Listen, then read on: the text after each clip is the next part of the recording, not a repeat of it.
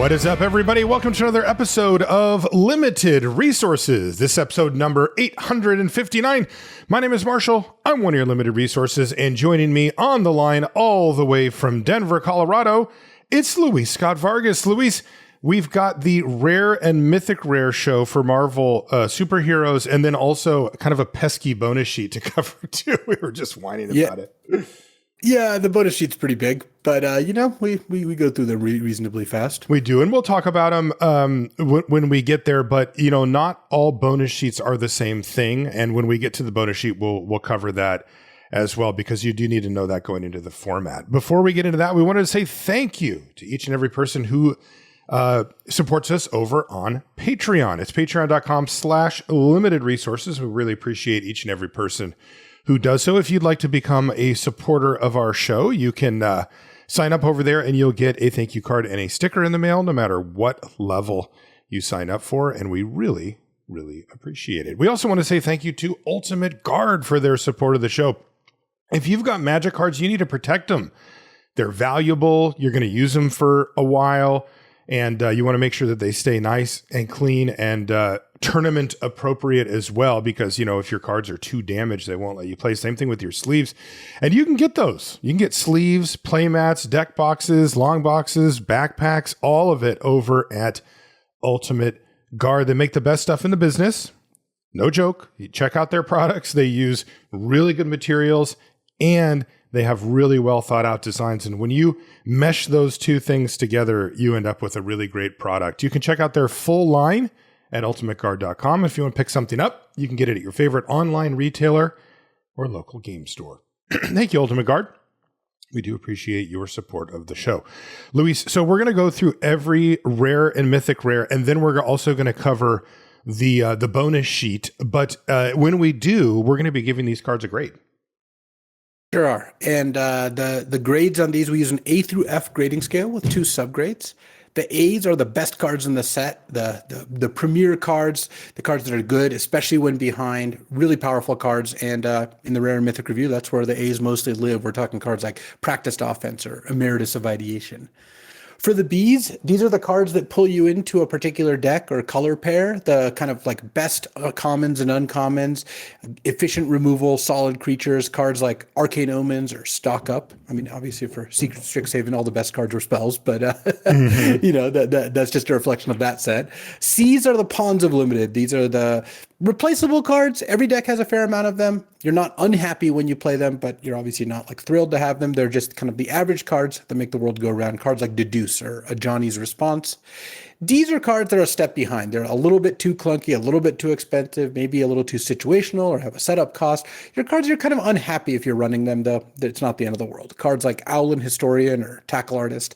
F's are just virtually unplayable. Cards that just don't, for a variety of reasons, don't do anything. They either cost 1 million mana, or in this case, for example, Living End has no cost, but also just completely symmetrical effect. You have to wait a bunch of turns for. Cards that just really don't do anything. Our 2 build-around, or 2 subgrades are, first of all, Sideboard. So these are cards you wouldn't play in the main deck, but you would definitely want to bring in after Sideboard, and they can be like a B level, maybe even an A level card, depending on how much of a sideboard card we're talking about. Don't see a ton of these in the Rare and Mythic review. Cards like Glorious Decay. Things that kill artifacts, enchantments, flyers, that sort of thing tends to be sideboard material. And then lastly, Build-Arounds, the best grade. This is a subgrade that says this card by itself doesn't necessarily do much or anything, but if you build around it, if you give it the support it needs, it can be the best card in your deck. And cards like Mathemagics, just these are the kind of cards that keep us drafting. So we'll hopefully find some nice Build-Arounds here in the Rare and Mythic review. That's right. We always have our eye out for the Build-Arounds, because this is the review where those can really show up and where they really go nuts. Like R&D says, all right, we're going to make a Build-Around at Mythic Rare or Rare. We're going to really pay you off. So there's some really exciting stuff usually at this. Okay, we started with Black last time on the Commons and Uncommons review, and we will mirror that here in the Rare and Mythic review. That means that our first card up is Black Widow Super Spy. That's 1 and a black for a 2/1 legendary human spy hero at Mythic. And she's got Menace. So 1 and a black for a 2/1 Menace. And whenever Black Widow deals combat damage to a player, that player exiles cards from the top of their library until they exile a non-land card. You may put a +1/+1 counter on Black Widow. If you don't, you may cast the exiled non-land card until end of turn, and mana of any type can be spent to cast that spell. That's a pretty dang scary 2-drop right there. Yeah, Black Widow's incredible. Just 2 mana, 2/1 menace that whenever it hit them got a +1/+1 counter. That'd be a B level card, maybe even a B+. It's just so threatening and really hard to block, right? And especially on the turns of the game you're most scared to see it, which is turn 2. Add to that it also has like the Ragavan ability of like you can play this card instead of getting the +1/+1 counter. You have to pay for it, but any color of mana means you're often gonna look at this card and just be like 80% of the time +1/+1 counter. 20% of the time play an actual spell off the top of their deck, like a removal spell or a creature or whatever it is. That's really strong. So I would give Black Widow an A-. It's not quite like the top of the bomb scale because it ultimately is a 2/1, and sometimes in the middle of the game it won't do that much. But cards that just threaten to end the game or at least give you a significant advantage early, that does kind of factor in, and Black Widow's really good at that. Yeah, I totally agree with your assessment. A- for Black Widow Super Spy. Next up is Doom Reigns Supreme. This is 1 and a black for an enchantment plan. This one's rare. And it says, whenever a villain you control enters, each opponent loses 1 life and you gain 1 life, and you put a plan counter on this enchantment. And then it says, when the 5th plan counter is put on this enchantment, sacrifice it. When you do, target opponent exiles the top 5 cards of their library. You may cast up to 2 spells from among the exiled cards without paying their mana costs. Well, we didn't have to wait long to get a great build around, did we? No, and Doom Reign Supreme it's actually really funny because you kind of want this to stay in play and keep pinging them, but then the payoff is actually so high that you're not that sad when it goes. But both sides of the card are good. You wouldn't play it just for the pinging part, but it's really not nothing. These villain decks, imagine you have Doom Reign Supreme, you have the 1/3 robot that pings when you play a villain or an artifact, and you have like Madame Hydra, which makes 2/1s whenever you play a villain, and you can see the engine going on here. And then getting to play the best 2 cards of the top 5 cards of their deck, that's usually going to win you the game, right, like if the board is at all close. So certainly a build around. You can't just put this into every deck, and I would look to be black-red or blue-black mostly if I opened this card and took it early. But there's black-white decks that could definitely run this. I haven't actually drafted black-green at all yet, so I don't really know what that looks like exactly. I haven't either. There are enough villains across all the colors that this could theoretically be in any color pair, though, again, black-red and I think blue-black are going to be a little more concentrated. Still, I would give this probably an A- build around grade. You really do need, like, we're talking 12 plus villains, 14 plus villains, tokens that make villains like robot domination and that sort of thing. Because the tokens, it's when villain enters. So that all works. But if you go hard, Doom does in fact reign supreme. Indeed. Yeah. Build around A- for Doom Reign Supreme. Next up is Baron Helmut Zemo, which costs triple black just to set the stage here. This is a 3/3 legendary human noble villain at rare. So triple black mana cost for a 3/3, and it says whenever you cast a black spell from your hand, Baron Helmut Zemo connives, and then it's got Boast. Exile any number of black cards from your graveyard with 15 or more black mana symbols among their mana costs. Copy the exiled cards. You may cast up to 3 of the copies without paying their mana costs. And then it reminds you that Boast says activate this only if this creature attacked this turn, and you can only do it once each turn. So, is this enough to push you into build around? Because we kind of have 2 halves of a card here, right? We have triple black for a 3/3 that connives when you cast a black spell. So that's, there's some meat on the bone there. And then there's this whole Boast idea that you're going to just completely pop off by somehow getting 15 black mana symbols into your graveyard and then doing the thing. How do you break it down? I would mostly look at this without the ladder ability, just as black, 3/3 whenever you cast a black spell, connive.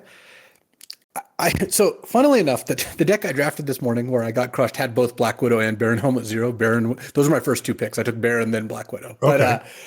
But the juice really isn't worth the squeeze here. Like, if you did know you were going to be mono black, this card would be strong, or near mono black. If you're like, let's say, I can imagine a deck that has like 11 swamps, 2 blue-black duels and like 4 islands or something like that. And or maybe even 10 swamps, 5 islands, 2 blue-black duels, and maybe a land cycler or 2. And I think that the Baron would be playable in that situation when you have like 13 black sources about. Would I take this card first and try to draft near mono black? I did that and it didn't really work. And it's the second time I've seen that happen. I don't think that you're really the payoff here is really worth it. Compare this to the black Zodiark, the black god from Final Fantasy, the cost 5 black, right? But it ate a bunch of creatures, was gigantic, indestructible, all that stuff. That card was, especially if you look at the stats, that card was clearly worth taking and building around. Like people did that and it was good. Is Baron Helmut Zero on that level? No. Would I play Baron Helmut Zero if I was like going into pack 3 with a 2/3 black deck with some land cyclers and fixers? Yeah. So that probably leaves this like a D level card or build around B, whatever you want to call it, but not a card you should take early. It can be okay late. I don't think you're going to get the bow stuff very often. So how good is a triple black that makes all your things connive? Well, it's good if you can cast it and pretty bad if you can't. Yeah, that I would definitely focus on, can I get this thing on the battlefield, say by turn 4 or 5 reliably? And if you can, sure, but don't get too excited about it. If you're mono black, yeah, do the thing. I mean, send a screenshot. Next up is construct a cosmic cube. This is another plan. So 2 and a black for an enchantment plan. This one's rare. And this one's sweet. It says, whenever you draw your second card each turn, create a 2/1 black villain creature token with menace and put a plan counter on this. So you get a legit, that's a body, right? Like a 2/1 menace. And it says, now this one has a high bar, but it does pay you off. It says, when the 7th plan counter is put onto this enchantment, sacrifice it. When you do, you control target opponent during their next turn. So you get to see all the cards that they could see, and you can make all the decisions for them. You can attack their creatures into yours. You can use their removal spells on their own stuff. So, if it's a even mediocre developed board or they have any type of hand at all, you can really kind of wreak havoc on them. Interesting tension here, Luis, because it reminds me of what you said about Doom Reign Supreme, which is, some of these baseline abilities, you kind of just want to last forever. Like every time you draw your second card, you're getting 2/1s out of the deal. Like, just give me that. I'm fine with that. This one kind of gives you both because you have to get up to 7. And I mean, if you've drawn 7 extra cards or seen 7 extra cards over the course of a game, I kind of like your chances anyway. But on top of it, you'll end up with 7 2/1 menaces and you get to control your opponent's turn. That is a really nice build around package right there. Yeah, I had this card once. I didn't get that close to mind slavering, but when it makes the 3rd creature, you're well ahead. If it makes a creature the turn you play it and then a creature the next turn, that's pretty close to being enough, And then at the 3rd one, you're playing with house money. How good this is really just depends on how many ways you can trigger it, preferably at no mana cost or cheap mana cost. Because the dream scenario is that you can play and trigger this in the same turn. Like, let's say you had Kang the Conqueror, the blue-black uncommon. That's a good way, right? Because whenever Kang attacks, he connives. So it's like if you either play cube earlier and then have Kang and then start attacking, or ideally you just play this and immediately attack and get some value. Yeah. So I think it's like a build around B, though. I don't think it's as good as Doom Reign Supreme. It's just a little harder to use, and having it pop on 7 instead of 5 is also, I think, a lot worse. Yeah, I have it a little. I would give it a build around B plus for Construct a Cosmic Cube. I mean, the one thing that you worry about while you're either conniving or rummaging or looting or even just straight up or cantripping or just outright drawing extra cards is that most of those actions are not affecting the board directly. And while you're getting ahead long term, you may be falling behind short term, and Construct a Cosmic Cube kind of lets you just hang in there while doing both. And then if you do ever get to the end, it is, pretty devastating for the opponent too. So I'm a little higher on it, but it is a build around, no doubt about it. Next up is Electra, Daughter of the Hand. This is 2 black for a 3/3 legendary human ninja villain at regular rare. And she's got Sneak for 1 black, so you can cast this spell for 1 black if you also return an unblocked attacker you control during the you control to hand during the declare blocker step, and she enters tapped and attacking, so you can kind of get her in there. But here's the key. When Electra enters, destroy target creature an opponent controls with power 3 or less. Good old Necrotol vibes here. That's where the money is for sure. And Electra is awesome. I mean, the sneak part is actually like kind of irrelevant. Yeah, it doesn't matter. She doesn't really have any combos with sneak, but I think that she's still just an incredible card. Really good with ways to bounce her or get her back from the graveyard.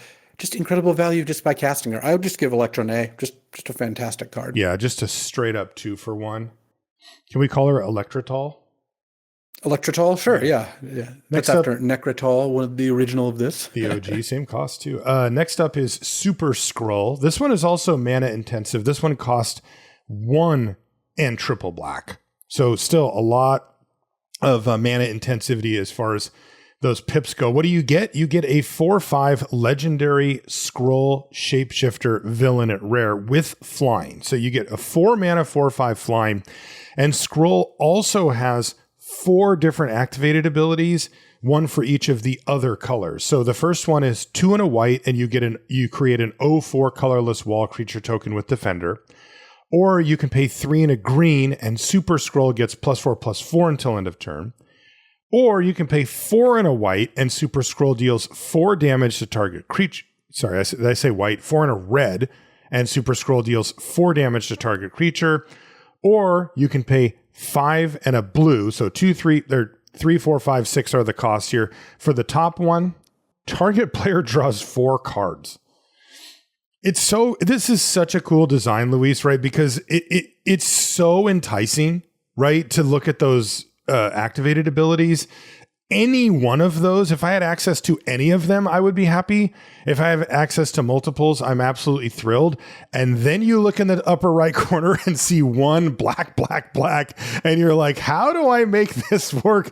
Is it just be heavy black and then whatever your secondary color is, that's the one of these things you get to do? Yeah, pretty much. This one I've gotten to play with and against, and it basically just needs one of the activated abilities to be on. It doesn't need all of them to be on, and the best ones are the blue and red for sure. Gunning something down for 5 mana is great, or paying 6 to draw 4, and then you probably don't activate them again that game, right. I would imagine. Because the activated abilities here aren't really actually that efficient. No. This card is okay. Like, it is a threat in play. It certainly is a card your opponent's going to want to deal with. But think about it this way. It's a 4 mana 4/5, but it's really closer to a 5 or 6 mana 4/5 in terms of when you can actually expect to cast it. Right. Like, imagine you had a 9/9 mana base. Well, by the time you have 3 swamps and 3 other lands, you're going to be in the 5 or 6 land category a lot of the time. If they do kill it, then you spent a bunch of mana on something and they killed it, which is fine. I mean, that's what these cards do sometimes. If they don't kill it, you don't even always have the breathing room to activate this, though. Like, sometimes you need to do more than spend 5 mana to kill a creature, and certainly you can't always spend 6 mana to draw 4 cards. Totally. So this is, I think, similar to Baron Helmut Zero, or Zemo, but I think it's better because this by itself is quite good, assuming you can cast it and have any other kind of mana out. I would give it a build around B, that if you can make your mana base work for this, and you really don't need all the other colors, just one of the other ones, preferably blue or red, is fine. Then yeah, I would play it in a more slanted towards black mana deck, but still, it's not a card I think you're supposed to take early.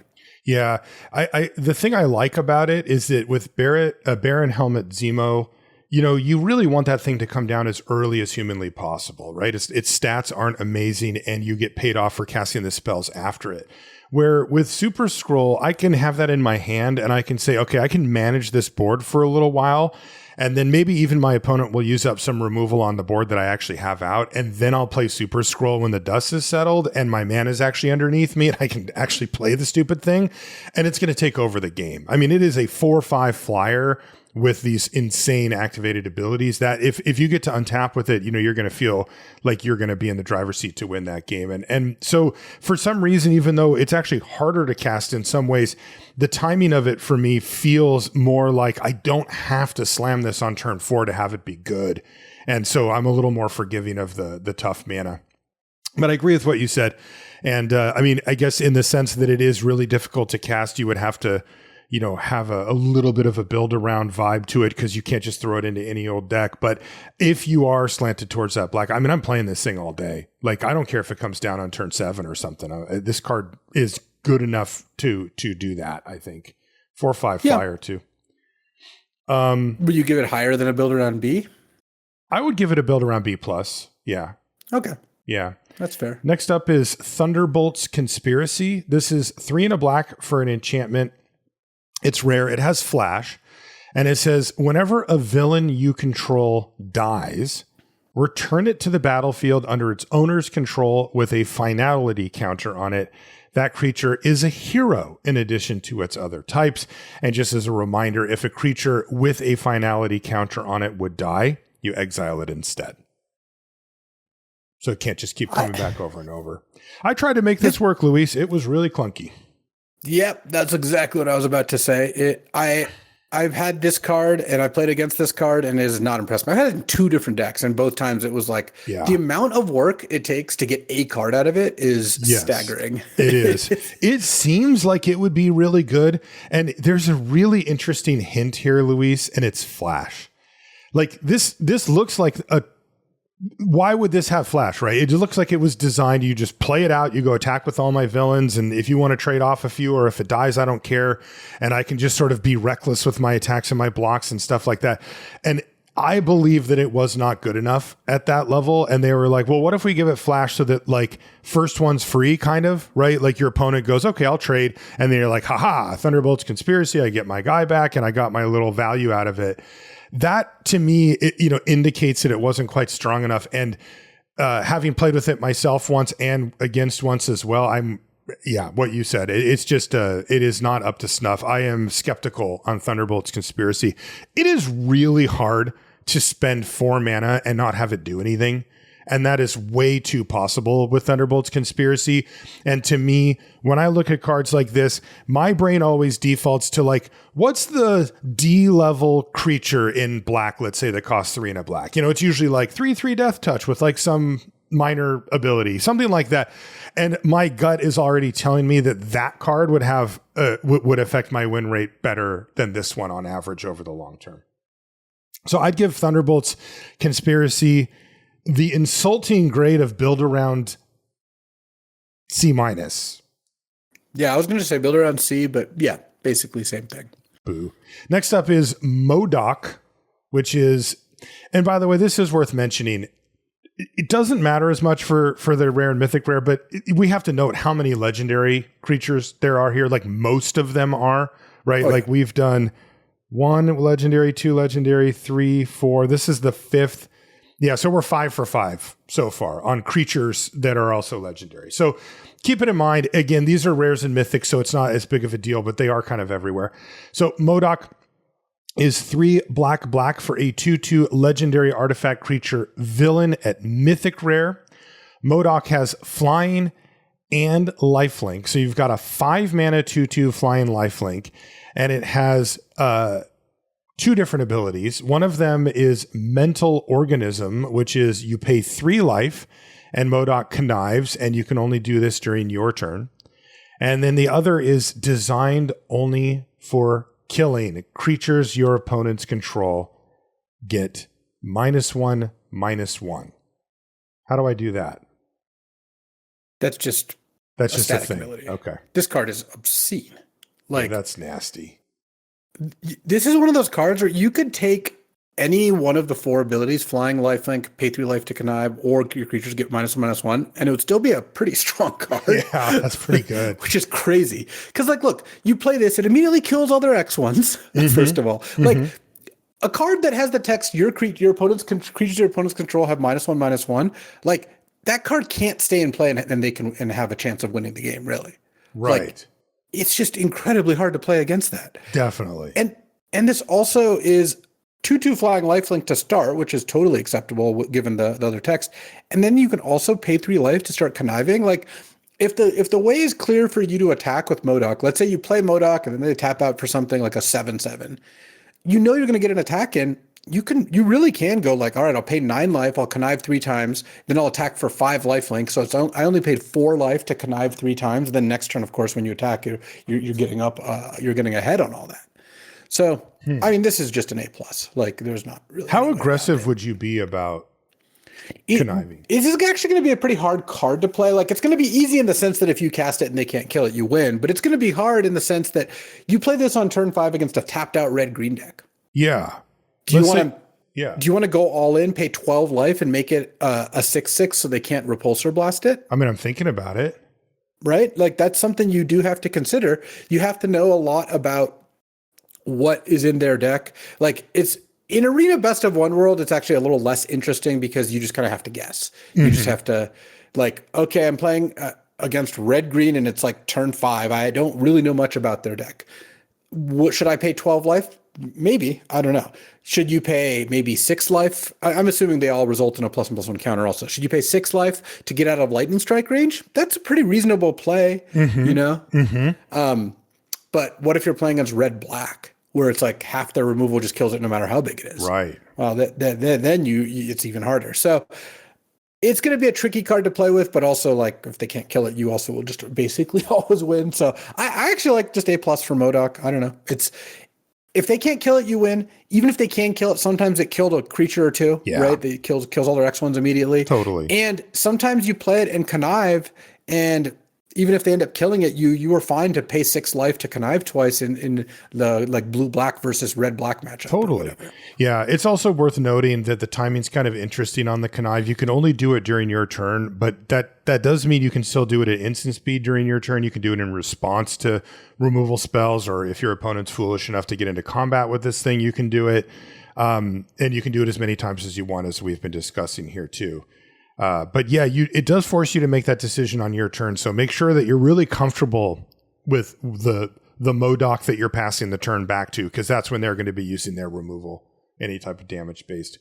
A+ for MODOK. Next up is Dr. Doom. This is the other mythic rare here.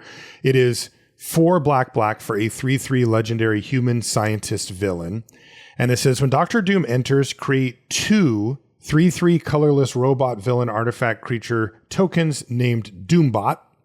And as long as you control an artifact creature or a plan, Dr. Doom has indestructible. And at the beginning of your end step, you draw a card and lose 1 life. Dear God.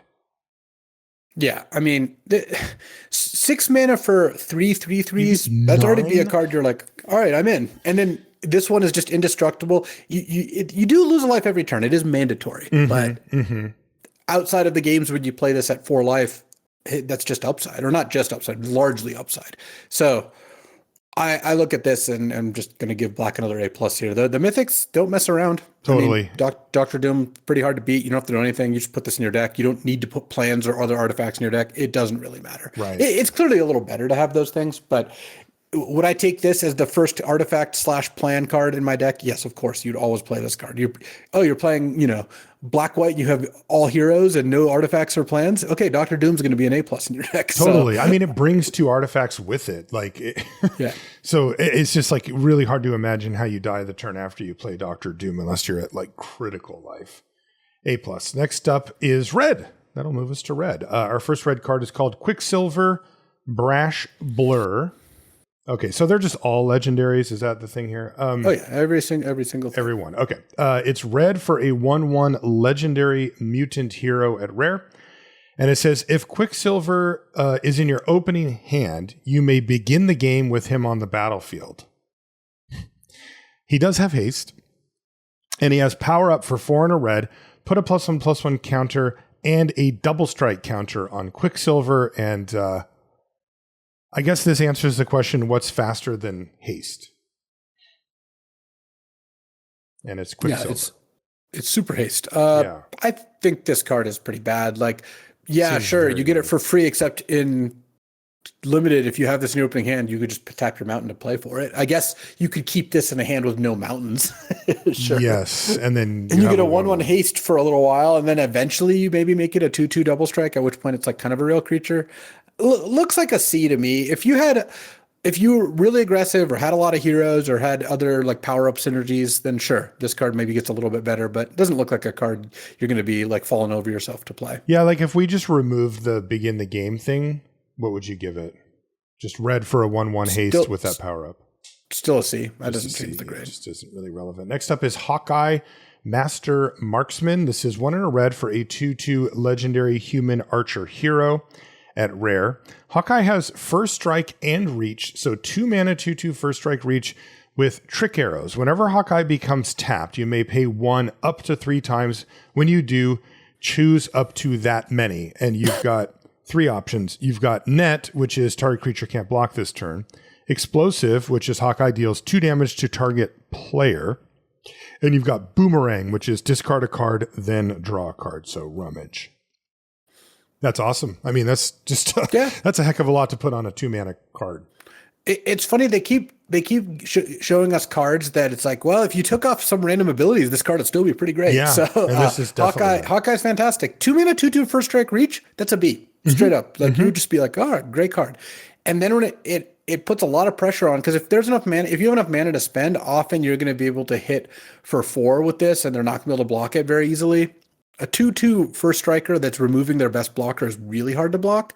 And then getting to loot is also nice. Obviously, you're not necessarily paying 3 mana a turn, but you could, depending on what's going on. So I like B+ for Hawkeye. I'm still not in the A range, Same. but it is quite good. I've had a chance to play with it, and it played like a B+. Next up is Avengers Disassembled. This is 1 red for a sorcery at rare. It says choose 1 or both. Avengers Disassembled deals 3 damage to each creature. So 3 mana for a mid-level sweeper. Or destroy target land. Its controller may search your library for a basic land card, put it onto the battlefield tapped, then shuffle. The second part is whatever. So if you're casting this, it's free because you can choose both. There are a couple things to consider with destroying a land. One is that if they have a splash color, sometimes if you destroy their 1 mountain, because this can hit basics, they don't have a second mountain. A very frequent mana base would be like, I'm blue-black with a red-blue dual and a mountain and 2 land cyclers. So if you hit the mountain, they might not be able to do it. You cast red spells for a while. The other is if you target a land and the land gets bounced or removed in response, this won't resolve. But I don't think there's very many ways to do that. So I don't think that's a huge concern. A land or something weird. Yep. You can also target your own land, which if all else being equal, fitting a land out of your deck is good. So you should probably just target your own land most of the time on this card. And of course, you can hit a non-basic if they have like a Baxter Tower or something, like a Baxter building rather. Or Avengers Tower, or what have you. So how good is Sweeper Deal 3? I think in red-green, it's probably better than in like red-black. Red-black, most of its creatures die to it. Red-blue, it's going to depend a bit on the build. And red-white's probably not going to want it. So that probably leaves this in the B range. Like, it's really good when it's good. I mean, Brotherhood of War was awesome in Strixhaven. It just was really good against the 2 white aggro decks. And so I look at Avengers Disassembled, and I think like maybe half the opponents I play against, it's probably going to be good. And if then it's naturally better in my deck, that obviously helps a lot. So, do you have a deck that wants to play a bunch of 3 toughness creatures like red, black, and red, white? I think do a lot of the time that. Whereas red, green, and red, blue maybe have a little more flexibility. I mean, would you leave this in the board if your deck didn't fit the description? Yeah, if you don't have good, if you're like a red, white aggro deck, then I would tend to not play this card for sure. Agreed. So it is not a sideboard card, though, in your mind?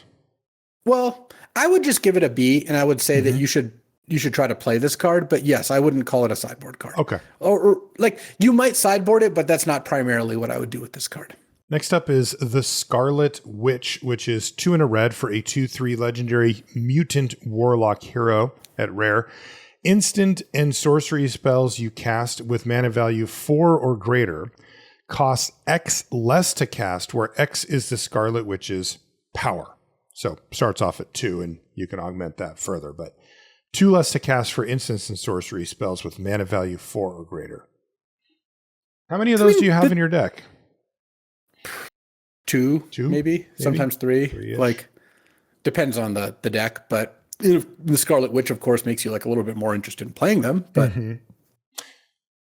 yeah, I am not a fan this No. card.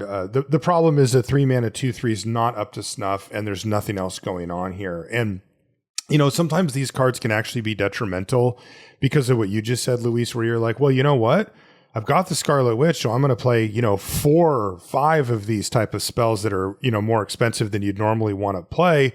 And then you don't draw the Scarlet Witch, or she gets killed or whatever, and your deck is actually just worse for having gone down that road. So that leads you to be disciplined, where you're like, okay, I'm going to play my normal like 2 or maybe 3 of that level of spell. And now the Scarlet Witch isn't that great because, maybe you get the discount on 1 over the course of the game. Well, wow.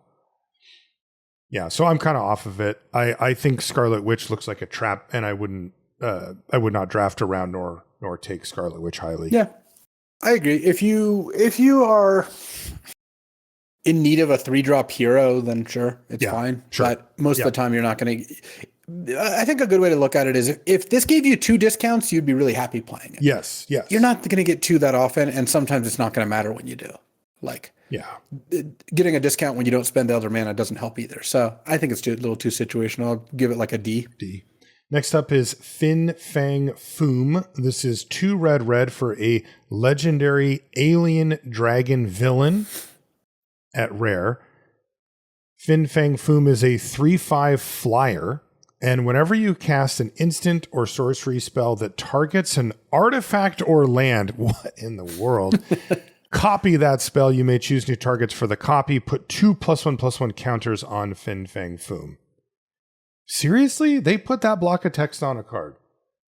Well, I think that the way kind of around it, as it were, is that you can target an artifact creature with a removal spell. Okay. So like you play against one of the many artifact creatures in the set, and you're like, okay, cast my destroy target creature spell, and now you get to copy it and choose a new creature. It doesn't have to be an artifact. I see. That's my theory, at least. I'm not. Good Lord. I had the option to take this once, and I think you should take it if you. I mean, I played it. It was a 3/5 flyer for 4.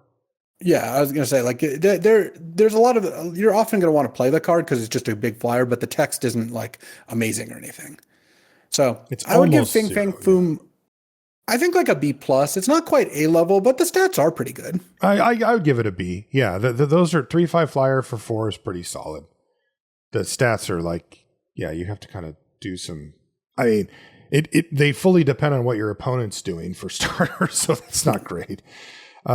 Next up is Mjolnir, Hammer of Thor. This is better be good. I haven't seen this yet, actually, in play. It's 3 and a red for a legendary artifact equipment at Mythic, and when Mjolnir enters, it deals 4 damage to up to 1 target creature. Sold. It says double all damage equipped creatures would deal, and it has equip worthy 1. A creature is worthy if it's a legendary non-villain that's red and or white. And then it also just has this activated ability, 2 and a red, discard a card. It deals 2 damage to each creature. Yeah, so it's basically it can be a pyroclasm. I mean, this card is awesome. Like 4 mana, sorcery speed, deal 4 to a creature is totally fine, even though not like amazing, right? Just a fine card.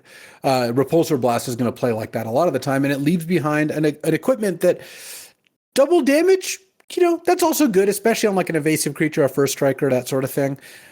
Equip worthy, I don't think is going to be that hard. Like it's not. It is a real drawback that you can only equip legends that are red or white, but.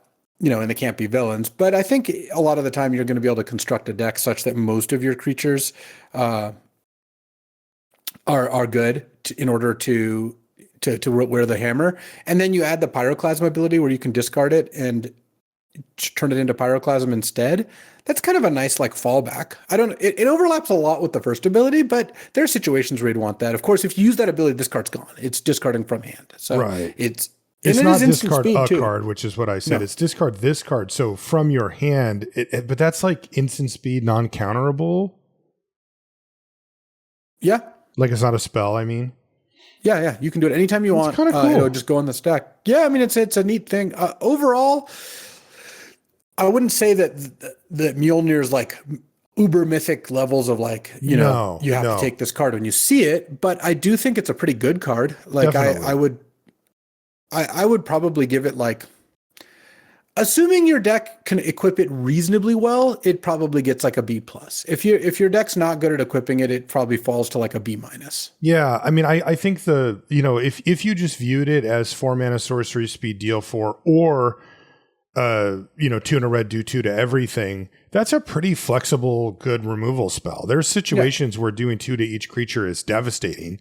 And if you're red green, that's really good. I mean, there's a lot of high toughness stuff in that color pair, so you could really wipe out your opponent's board. And then if your fallback plan is, okay, well, I just need to kill something, so I cast this for 4 and kill it, and you kind of just shrug and move on with your life, that's all fine. And then, yeah, I mean, if the equipment does anything at any point, I think you're just happy. So I'd give it a B for flexibility, and the leftover equipment is probably, enough to put it in the B range. Looks fine. Yeah, I think a B is about right. Next up is the man himself, Thor, God of Thunder. This is 3 red for a 5/5 legendary god warrior hero at Mythic Rare. Thor has flying, so 5 mana 5/5 flyer, and when Thor enters, exile target equipment, instant or sorcery card from your graveyard. Until the end of your next turn, you may play that card. And whenever you cast a non-creature spell, Thor deals damage equal to that spell's mana value to any target. Yeah. Are you absolutely kidding? I mean, look, this is where they get to go nuts, right? I mean, you've done game design for a big chunk of your career, right? If I said, all right, Luis, Mythic Rare Thor, go, right? Like this is where, as a game designer, they get to kind of take the gloves off, right? Yeah. So look, one of the things I do think that they got right about this set is I bet when we look, I mean, honestly, end of the week, you could probably even do this, at what the best cards are, you're going to see names like Thor and Iron Man. Like right. You're going to see a lot of the cards, Captain America, the cards that should be the best. I still think that it was a pretty big dropped ball that like the best card in Avatar is the Badger Mole Cub, baby. Yeah. Not a named character, not a prominent character in the story, not even really a character in the cartoon at all. Like Badger Moles sure existed, but like one Badger Mole episode. Cub is the most generic thing you can imagine. Yeah. And that's the best card in Avatar, Right. That's not ideal. Like if you're going to do this thing, you want Thor to be, I open Mythic Rare Thor. And you know what? If you open Mythic Rare Thor, you are that happy. This is an A+. Yes. It doesn't like, this card is so good. Paul got 7 wins with Thor. Like we're Paul Cheon, like you've seen him draft. So I've seen his draft record. Yeah. We were actually, all 3 of us are all complaining because we were all just getting bashed. But, I was going to say it looks a lot like mine. Yeah. No, Thor is just ridiculous. 5 mana, 5/5 flying. It exiles a spell till the end of your next turn. So even if they kill it, you're up a card. And if you do start casting spells, Thor starts throwing lightning bolts at them. Like, what are you talking about? Yeah. This is an A+. You don't have to do anything. Thor, just put it in your deck. It's fantastic. Good job on pushing Thor. That's what you need to do. That moves us to green, where our first card is Shang-Chi, Master of Kung Fu. And this is 1 and a green for a 2/2 legendary human warrior hero at Mythic. It says you may activate abilities of creatures you control as though those creatures had haste. And it also has tap, add 2 mana of any one color, spend this mana only to activate abilities of creature sources.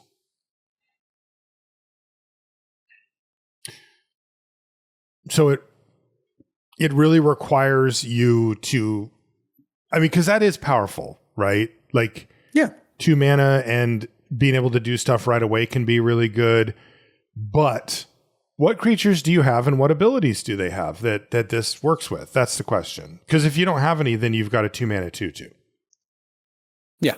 And a 2 mana 2/2 hero with no other text is not a card you're really that interested in. Like a D, yeah.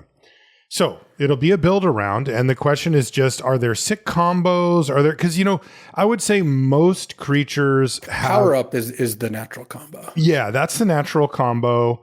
But can you do it right away, or you know what I mean? Like, does this thing, is it like... Certainly playing Shang-Chi isn't going to let you power up that turn when you couldn't. It'll be kind of free on that turn. Like imagine you have 6 mana and a 6 mana power up card. You play this and then you can immediately power up. But you're not generating mana. Right. Okay, but power-ups, there's a ton of power-up around. Yeah, like, power-ups is a very totally legit reason for this to be good, I think. So, like, would you go build around B on Shang-Chi? I like build around B. You don't have to get that much. I mean, a 2-mana 2/2 that taps for 2 mana is huge. So, all right. Next up is Epic Fight. This is 2 and a green for a sorcery at rare. Choose one or both. Double target creature's power and toughness until end of turn. Remember, this is a sorcery. And or target creature you control fights target creature an opponent controls. And then it's also worth noting from a rules perspective that these things happen in the order that they're printed on the card. Yeah. They happen all at once in the sense that you can't interrupt them. You can't do anything in between. But it is really important that, like in this case, you get to double up one of your creatures and then it will fight. So, it should survive that fight. Only downside here is that this is a 3-mana sorcery that's targeting one of your creatures, right? Like there is a risk element here that you have to consider, but I mean, it basically means that it's going to kill anything, and there's going to be a lot of scenarios where you can still get in for a ton of damage. There's a lot of big tramplers, particularly in red-green, that this card would just be amazing with. Or you just, the way is now clear, right? Your 3/3, doubles to a 6/6, eats their 4/4, and then hits for 6. Totally is a pretty strong outcome. Yeah, I think the only knock here is just you do have to make sure that you're selective about your timing on it. Don't leave yourself open to obvious removal or bounce or something like that, because that is a way to really fall behind in a game, is to go for an epic fight and have your creature get taken out from under it. But that's not. There will be windows for you to do this, and I think basically every time that you get this thing going, you're going to go, oh, that was nice. Like, I got in for a ton and I killed kind of anything on the other side, and that's a very good combo. Yeah. It's funny because it's like at a rare level, is this going to feel like a rare? Kind of. I mean, it's going to make some big moves sometimes. Is it better than Go Nuts? I think it's probably comparable, honestly. Go Nuts is a really, really pushed fight card. I actually went to the paper pre-release yesterday. That was pretty fun. Did you sweep the it? Wizards Chest here in Denver ran it out of they worked with a local brewery to run it at the brewery, which was pretty close to where I live. So and the organizer invited me out, and that was really fun. So that's cool. I got to play with multiple copies of Go Nuts, and it is quite the good spell. Like that is a pushed common. So yeah, I think Epic Fight is probably like a B. Like I don't think what I was it's thinking too. A level card. Yeah, I was thinking B for Epic Fight. So next up is Heroic Feast. This is also 2 and a green. It is an enchantment at rare. And it says, when this enchantment enters, create a food token. And then it says, whenever you gain life, choose up to that many target creatures you control. Put a +1/+1 counter on each of them. And this is coming with a food token? Yeah, so and then when you sack the food token, you can choose up to 3 creatures. And they each get a counter counter on each. Wow. So it's 5 mana to put 3 +1/+1 counters, or 1 counter on 3 creatures. You can't double up or anything. And gain 3. But then you're left behind with a Heroic Feast. Yes. Which, there's a common gain lands. Those each trigger, let you choose one creature and get a +1/+1 counter. Life linkers. A life linker could pump your whole team. It doesn't look that good. It looks like a build around C to me, where if you can combine this with other life gain stuff, it can be a solid part of your deck. I don't think it's a card you should be taking early and really trying to make work. Yeah, how excited would you be about 4 and a green, gain 3 life, put a +1/+1 counter on up to 3 target creatures? Kind of mid, excited. Right? Yeah, this is a little better than that because it leaves it behind and because it breaks up the mana. But yeah, I would want another 2 to 3 ways to gain life in my deck, I think. And then I think I'd run the Heroic Feast. And if that's the case, I think I would give it a build around grade. I don't think I would just run this just straight up. If I didn't have other ways to gain it. So I would give it a build by around. Itself, it's not good enough. So right. I do think it's a build around. I just don't think it's a really. It looks to me like a build around C+ or something like that. I'm not. It might be a B- or B or something at the best, but this also, there isn't life gain is not everywhere in this set, right? No. You can find it, but pests or whatever. Let's just say it's a build around C. If you've got like 4 sources of life gain, you might play the card. Next up is Mole Man Moloid Master. This is 2 and a green for a 1/1 legendary human villain at rare.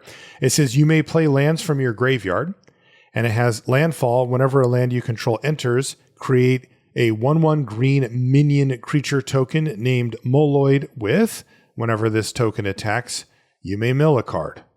That's sweet. That's a cool card. The issue is, how do you get the train rolling here, right? It needs a little help to get started. Yeah. Like, because when you play this, there's nothing in your graveyard. Usually, I mean, connive can help, mill, all that stuff. But let's like you just a normal game of limited, there's just no lands in your graveyard, and you need to make the moloids in order to get the lands. Right. When you get the moloids going, then you can make more, they mill cards and lands and all that. But even then, like, are you attacking with your 1/1 into their 2/2 to mill one and hope to hit a land? Like, no. is that what you're in for? Because that's kind of what's going on here. Yeah, I think there's going to be too many times that you just can't get a land into the yard, and you've paid 3 mana for a 1/1 that doesn't do anything. Yeah. Or dies.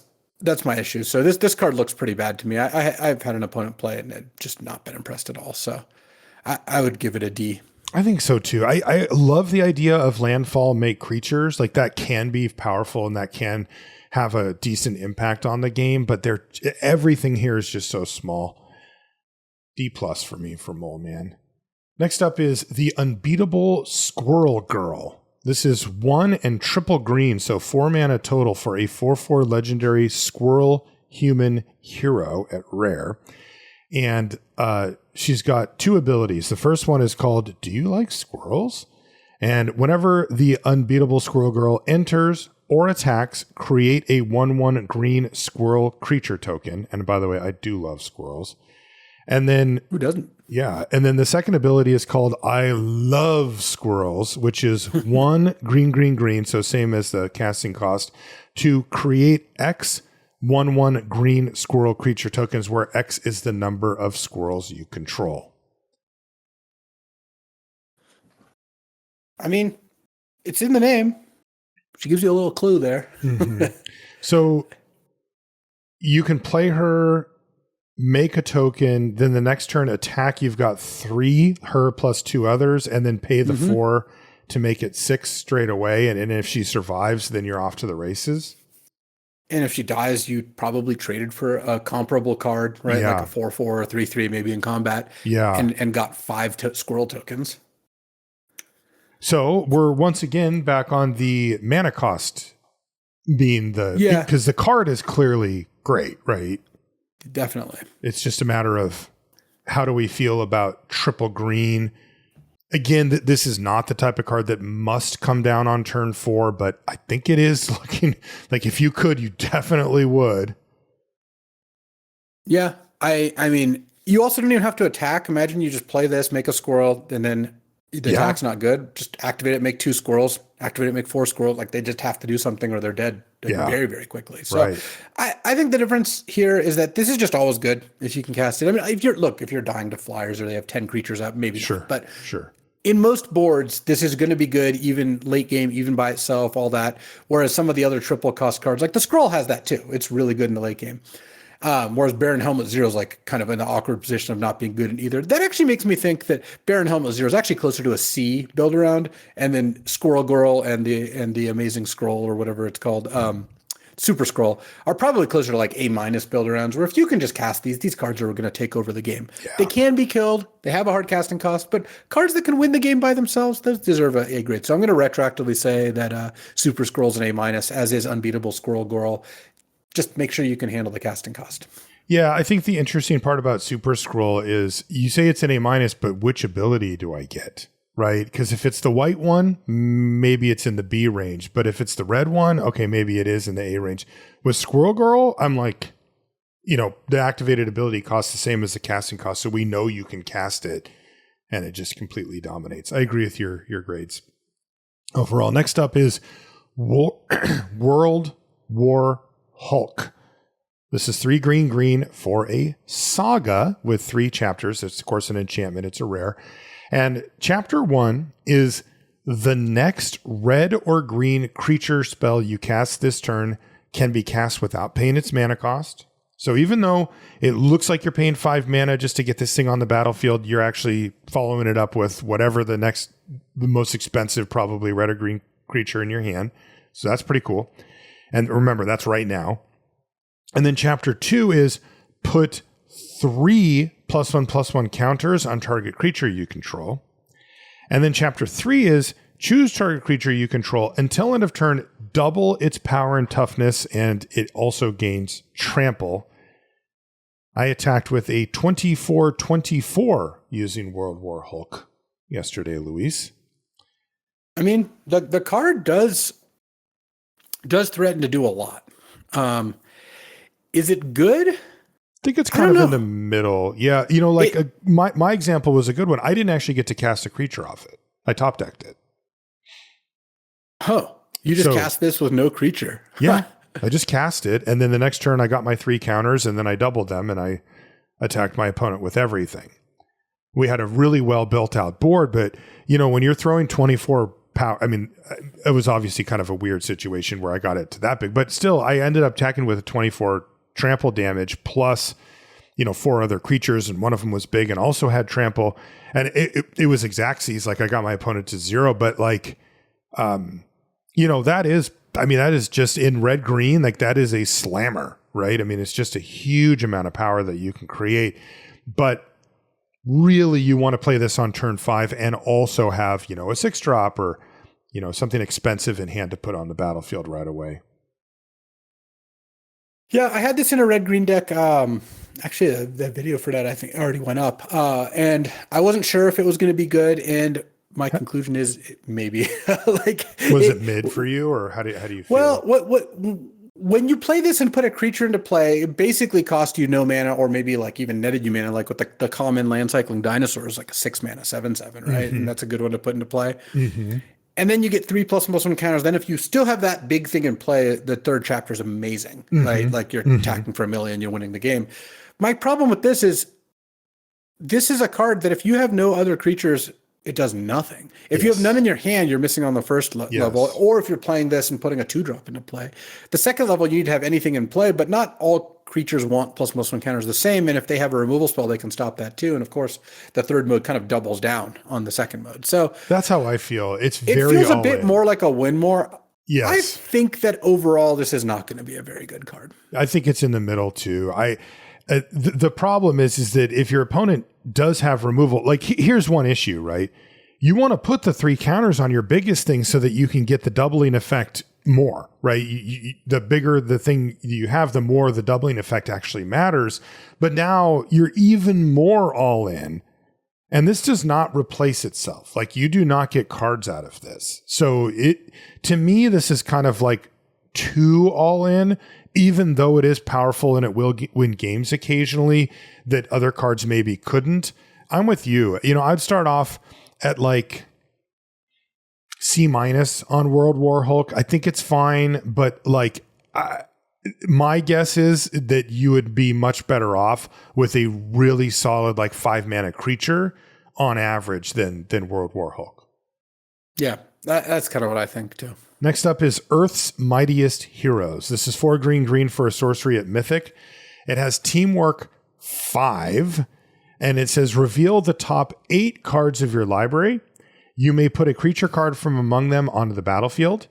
If this spell was cast using Teamwork, put any number of creature cards from among them onto the battlefield instead, and put the rest in your graveyard. It's funny because you kind of really need the Teamwork to make this thing sing. Teamwork makes the dream work. Yeah, absolutely. And if you do, it's actually kind of cool, right? Yeah. I mean, the card is definitely strong. So if you have a 5 power worth of creature, not even a 5 power creature, 5 power worth of creature in play, you cast this and you put 3 creatures, maybe 4 if you're lucky, but probably 3 creatures into play. Yeah. That's pretty good. And if you have nothing, you just get to whatever the best card creature is on the top 8, and sometimes that can be worth 6 mana. Yeah. I think Earth's Mightiest Hero is probably pretty good. Okay. Yeah, it's a difficult one to grade because I really do want to focus on the teamwork aspect where this could be a game winner. versus where I'm hoping and praying to break even on mana, right? Where I'm like, if I get a 4 drop off of it, it's really bad. Like that's really bad if I have to just, if let's say I have a 4/4 in play, I can't teamwork this and I don't have anything else to do. Well, I am going to put it on the stack.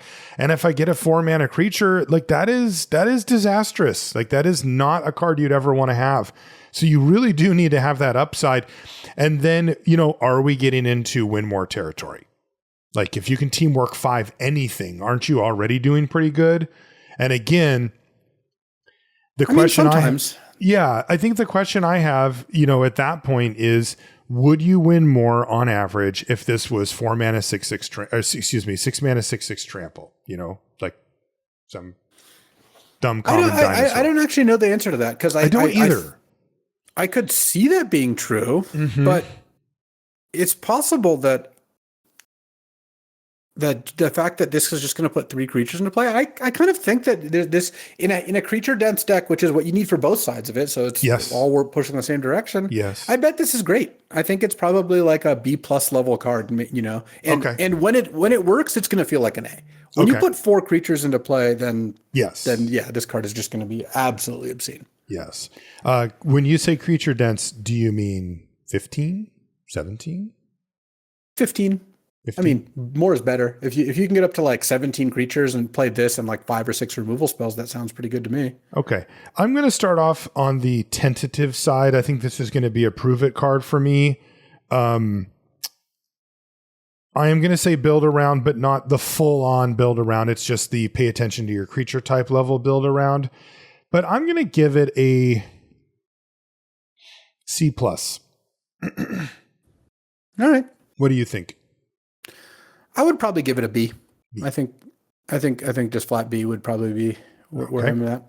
All right, that'll do it for green and move us over to white, where our first card up is Nick Fury, Agent of S.H.I.E.L.D., which is white for a 2/1 legendary human spy hero at rare with power up Wooburg.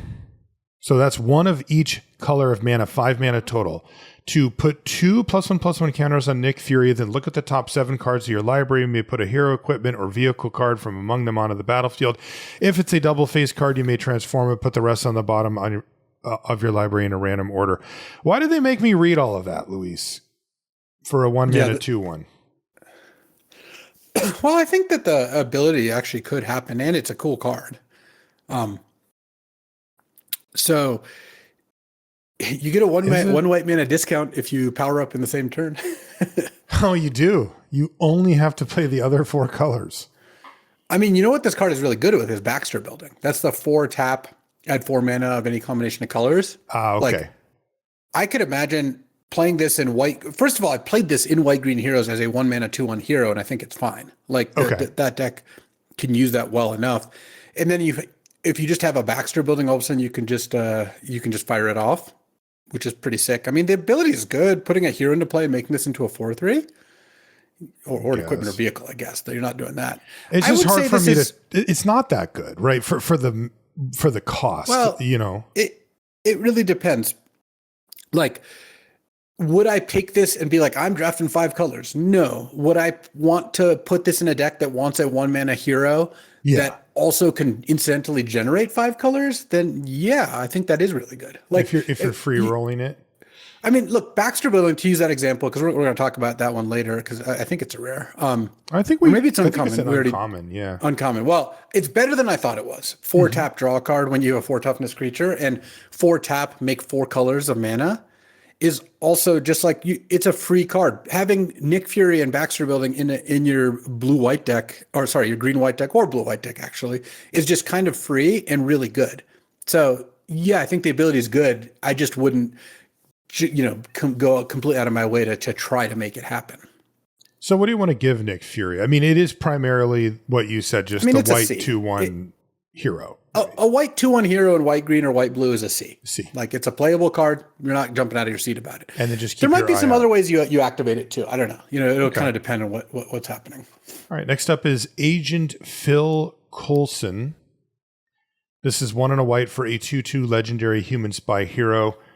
yet again, at rare with vigilance, and tap, put a +1/+1 counter on each other hero you control. I mean, this card's fantastic. That's I would just just give dumb. it an A. Like it's a 2-mana must kill.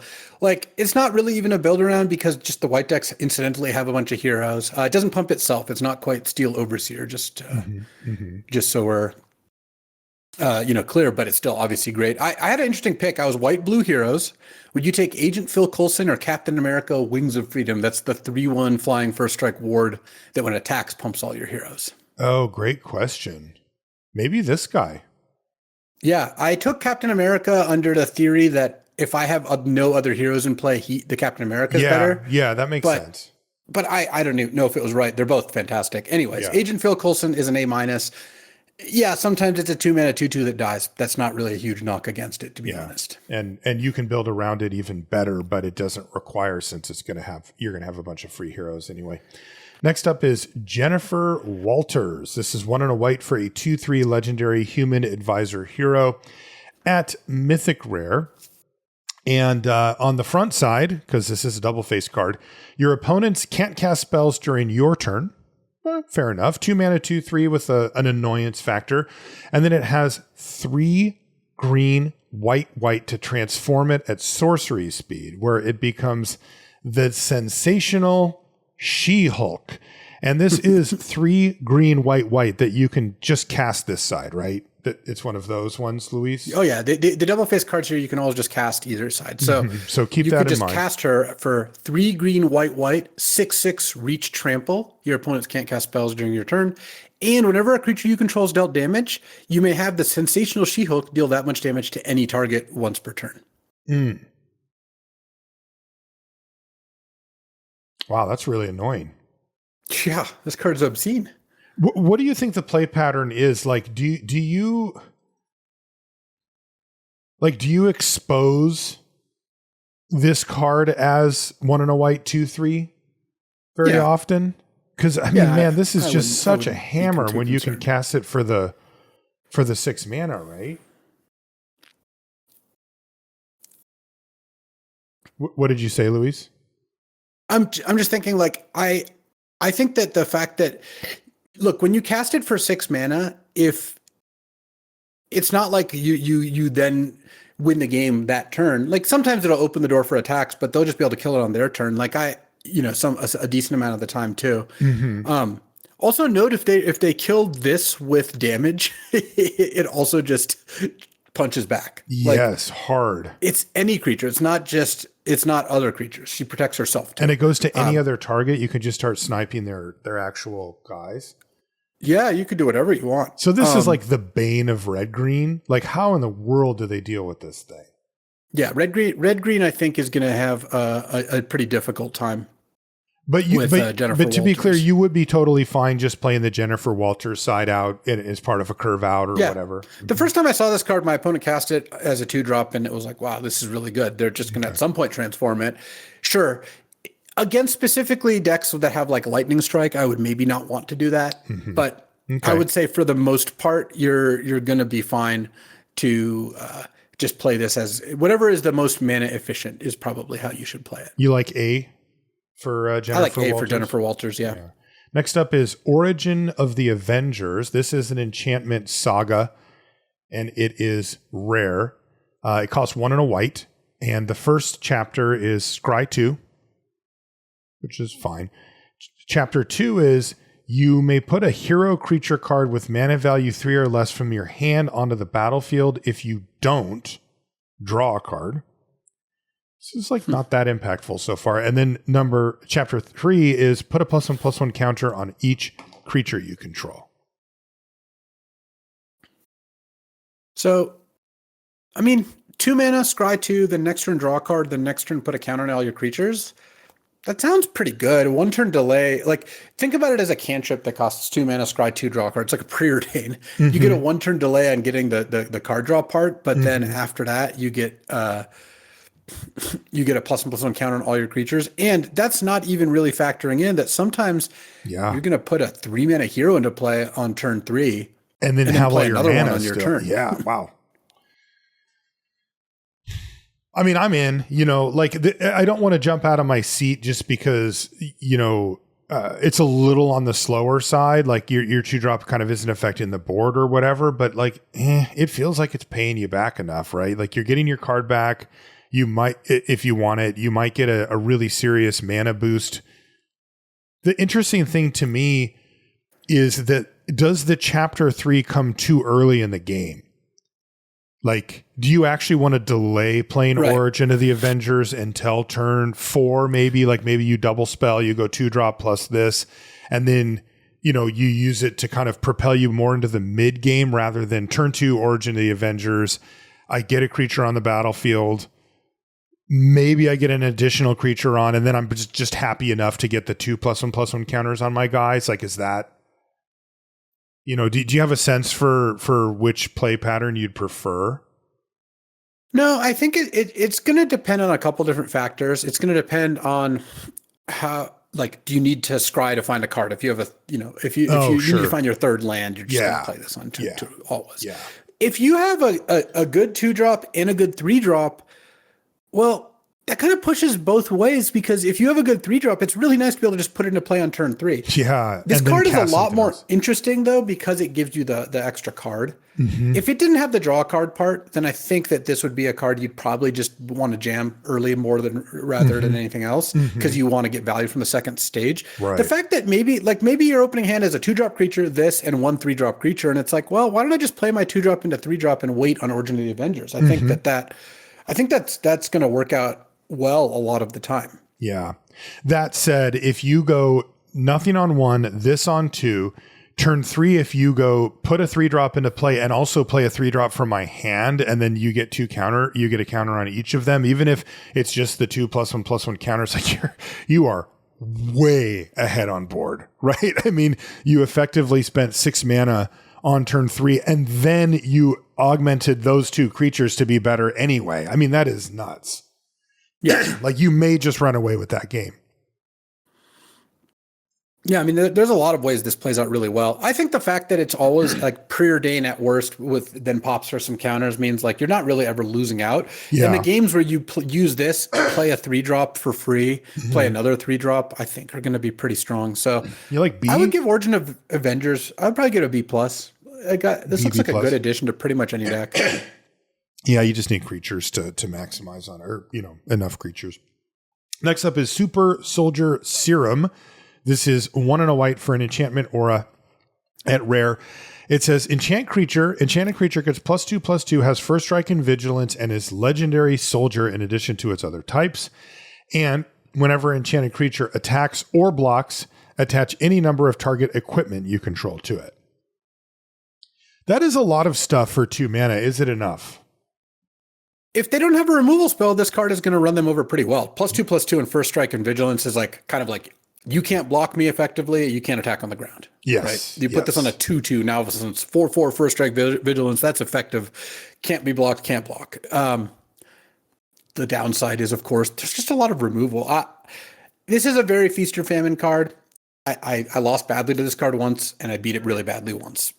Is it good? I guess it's probably good. It's only 2 mana. If you put this on a cheap creature and then they kill it, it's not like you've lost the game. And if they don't kill it, you often have won the game. But of course, the downside is pretty real. So I would probably give Super Soldier Serum a B, and just be aware that there's matchups where it's worse. And if you can combine it with things like Take Up the Shield, you don't have to play this on turn 3. Often it'll be best to play this on turn 5 or 6 with a pump or removal spell in hand, so that when they do try to kill it, you're able to stop that. I'm going to give it a C. I mean, there's no way I'm going to take this thing at the B level. I know you aren't, but this is for our listeners. We want them to win matches. I don't think they will if they take it at the B level, though. The risk is just way too high. This payoff is not that great. Well, compare the payoff to the draw a card each turn enchantment. This is, I think, quite a bit better because it's just actively is going to end the game and also protects the creature against some classes of removal spells. Yeah, I don't think that card is good. Yeah. Yeah, I think that card is bad. I think this card actually is good, though. I think this card is better than that, but I don't like either particularly. Next up is the Mind Stone. This is 1 and a white for a legendary artifact, Infinity Stone. It is mythic rare. It has indestructible and it taps to add white mana. That is sick. It also has the ability to pay 5 and a white and tap it to harness the Mind Stone. And it says, once harnessed, its infinity ability is active. And its infinity ability is, at the beginning of your end step, exile up to one other target non-land permanent you control, then return that card to the battlefield under its owner's control. So you get to blink a thing each turn. Yeah, that's pretty strong. That is. I mean, 2 mana for a tap artifact that taps for a white. Like, we haven't seen a lot of 2 mana rocks. They don't print very many of those. No, they're kind of really busted. not bad. Yeah. You know, like, you should play this in any white deck pretty much. Your curve would have to be weirdly low for this not to be good. And even then, if you have like even 2 creatures that are good to blink, like if I have a deck that has a copy of Justice, you know, the 2/2 flying Manowar dude, and like maybe a copy of the 3/2 that puts 2 1/1s into play, that's enough for me, Mind Stone, to be a huge threat. Yeah. So, and this is like, is white the worst place for a 2 mana rock? Probably, which I think is not that it's funny, bad, but right? Yeah, I agree. Yeah. What would you give it? Like C plus, B minus? I would just give it a B. Like, I think so. I think that you're going to be pretty happy playing this card. Yeah. I think I would go C plus on. I mean, remember, to get it to the blink stage is really expensive. It's 6 mana and tap it. Like, you need 6 lands on the battlefield plus this thing to get it going. Now, I agree with you. There are scenarios where that's mana rock is already enough. No, I know. That's what I'm grading it as, is what I'm trying to say. It's a 2 mana rock, and I would give that like a C plus, and then maybe it's a B minus because it has a bit of extra upside where some scenarios it'll go off. But I mean, wow, that is asking a lot.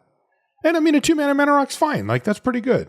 So I would say C plus, B minus for the Mind. I would just give it a flat B. I think a 2 mana rock that's also untapped. Sometimes on turn 4 you draw this and you just play this and play a 3-drop, and it effectively only costs you 1 mana. Yeah. Like, I think if you look at that combined with the fact that it just is a real card in the late game, it's like a kind of like a creature land where it's like a mana source that in the late game actually becomes a thing. I would just give it a B. I think if it was maybe another color, it might get me into that more solidly into the B range. I agree that white is probably the worst color for this. Yeah. Next up is Captain America Super Soldier. This is 1 white for a 3/2 legendary human soldier hero at Mythic Rare with first strike, and Captain America enters with a shield counter on him. That's really cute. Reminder, what that means is if he would be dealt damage or destroyed, remove a shield counter from him instead. That's any amount of damage or 1 destruction. And it says, as long as Captain America has a shield counter on him, you and other heroes you control have hexproof. That is a very, very cool design.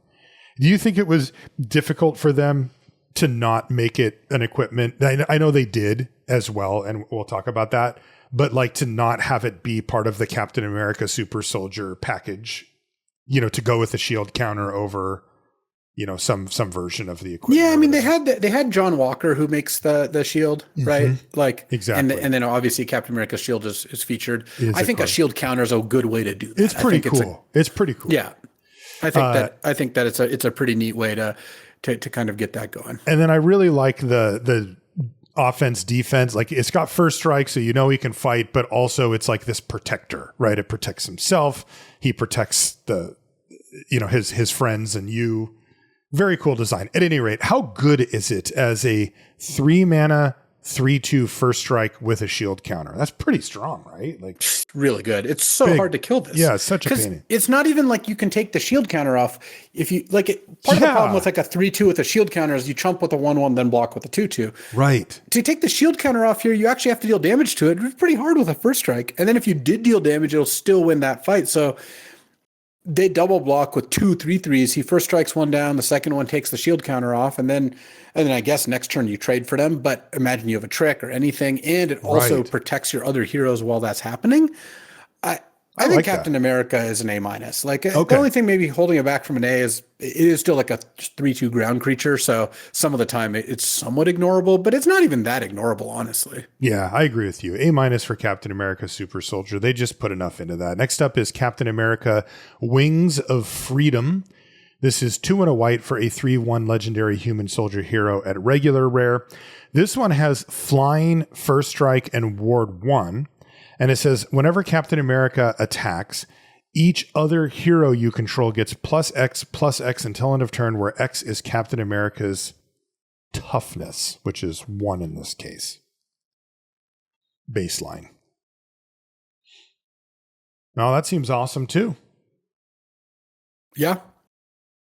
I mean, Ward 1 is really annoying on a 3 drop. Like, this card is kind of like Captain America Super Soldier. They're very similar, obviously. This one's a little easier to kill, but still pretty hard to kill. Ward 1 is a pretty good defensive measure. And then when it attacks, it buffs everything by all your heroes by +1/+1, except if you've pumped this, in which case it's more. I would give this an A minus as well. It's just a fantastic card. I think so too. They just really push them, especially at the 3 mana slot. Next up is Monica Rambo. This is 2 and a white for a 3/3 legendary human hero at Mythic Rare with flying and prowess. So 3 mana, 3/3 flying prowess. Holy smokes. And then you can pay 2 red, white to transform Monica Rambo at sorcery speed, or just cast the other side, which is called Photon Living Light. Again, for 2 red, white, 5 mana total. And it becomes a 4/4 legendary elemental hero with flying, hexproof, and prowess that says whenever you cast a non-creature spell, put a +1/+1 counter on each other creature you control. Come on. Yeah, isn't this just ridiculous? You should basically just cast this as Photon and not expose it as Monica Rambeau, because hexproof is just absurd. Absurd. That is so crazy. And with flying, it means it's going to be able to attack most of the time quite safely. If it didn't have flying, the hexproof goes a long way to keeping the things intact, but it means that you maybe wouldn't be able to rumble with it as often, but this one just has it all. This is incredible. It's an A+. Yeah. It's got love that. It's got hexproof. Hexproof on, and with that subset of abilities, that is just wild. This is not going to be a pleasant card to lose to, I feel like. Not at all. Next up is the Sentry Golden Guardian. This is 3 and a white for a 5/5 legendary human hero at rare. It's got flying, vigilance, and indestructible on a 4-drop. And it says when the Sentry enters, target opponent creates the Void, a legendary 5/5 black horror villain creature token with flying, indestructible, and the Void attacks each combat of Fable. Such a cool design. Controversial card for sure. Definitely. Because at baseline, you play the Sentry, you have your 5/5 flying, vigilance, indestructible, and their Void every turn crashes into the Sentry. And I actually think that the Void is like an alter ego of the Sentry. Is I think what Pat was telling me. Pat Cock's a huge comics fan. So yeah, I think that's what's going on. It's but if nothing else happens, you're hitting them for 5 a turn with your indestructible creature, and their 5/5 is doing nothing. Can you think of ways this could go wrong? Well, yeah, of course. Definitely. Like, the biggest disaster is probably they just immediately cast Frozen Solid, on this, and it becomes tapped and then hit you for 5. And it's like, we traded 1 for 1, but they gave you a 5/5 flying indestructible. Uh-huh. The upside, of course, is there too. I mean, we always pick on red-green because red-green is the color combo that has the most trouble, like exiling or bouncing. Yes. And yeah, you play the Sentry against red-green, it's probably going to look pretty great, Yeah. Yeah, I mean, it seems like the best scenario is you play this and then you have a bounce spell, right? And you bounce the Void immediately. The token, yeah. But that's a lot. I mean, that's casting a bounce spell on the thing that you made for them, not something that they paid mana for or anything like that. So even though it does leave you in a pretty good spot, That is some serious risk that you're opening yourself up to. How does the play pattern go? You play it, then they get the void right away, so it attacks right away? Like when you pass a turn. Okay, and then you block, and then it comes back to your turn, and then you attack them first for the 5, and then if you want to kind of initiate the race, right? So you hit them for 5, and then they hit you, you hit them, but you should win that race theoretically. It has vigilance. Vigilance, yeah. There's not even a race. If they don't deal with the Sentry somehow, then you're straight up just winning. You're just hitting for 5. They're hitting for nothing. Yeah. But if they kill it or take care of it in some other way, I guess the question really becomes, how many ways are there actually? You know, you mentioned the tap spell. You have to exile Balancing the Sentry is not actually as much of a disaster as you might think, because the void is also legendary. Right. So if you play the Sentry, they bounce it, hit you for 5 with the void. Well, you just replay the Sentry, give them a second void. They only get to keep 1. It was fine. They basically they didn't completely demolish you. That does seem good to me, man. It just feels like the fact that this thing has indestructible just really does limit the number of things that actually deal with it in the way that you need to deal with it. And like you said, bounce spells is not a way to do it. I'm always a little wary about cards like this, where if it goes wrong, it's like kind of an own goal. Like you're just, you spent all the mana. No, I mean, but the downside on this card is very apparent. But they did a lot to mitigate it. The void really being legendary, so bounce isn't that bad. The fact that this by nature wins, right, with flying vigilance and indestructible, like just the void just bounces off that. And the fact that this has vigilance means this is pretty hard to kill too. So right. You know, I'm gonna. This is not going to be a prove it for me. I would start off by gambling on the Sentry and being like, nah, I feel like it's going to do the thing I want it to do enough. I think I'd give it like a B. Yeah, I like B for the Sentry. It's a B, and just know that some of the games it's going to be an A+, and some of the games it's going to be an F. It's not going to have that many games that it lands in the middle, because when it works, it's really, really good. It's really good. A B reflects the fact that some percentage of the time they're going to deal with the Sentry and you're going to suffer a huge disadvantage. Exactly. Otherwise, it's just an A. Easy. Next up is Avengers Assemble. This is 4 and a white for an enchantment at Mythic Rare. It has Flash, and it says heroes you control get +2/+2. And at the beginning of each end step, if you attacked with a hero this turn or a hero entered the battlefield under your control this turn, draw a freaking card. Yeah, I played against this card, and they like flashed this in, and it was like, oh, combat's a disaster for me. And I'm like, oh, man, that's rough. Next turn, they like played a creature and then passed the turn, and then they drew a card. I'm like, wait, what? And I looked at it, I'm like, oh my God. Okay. That's ridiculous. Yeah. So this is a build around because it does make you care about heroes, and you really, really, really do want definitely to try a build around. Like you really do want this to work out. But that's to a build have around a lot of heroes. Yeah, it's a build around. If you do the thing, this will do the thing. Last white card is Captain Marvel, Earth's Protector. This is 3 white for a 5/4 legendary human Kree hero at Mythic Rare. Captain Marvel is a 5/4 flash flying lifelink. I'm sold. With power up for 5 white, put a +1/+1 counter. Wow. And an indestructible counter on Captain Marvel.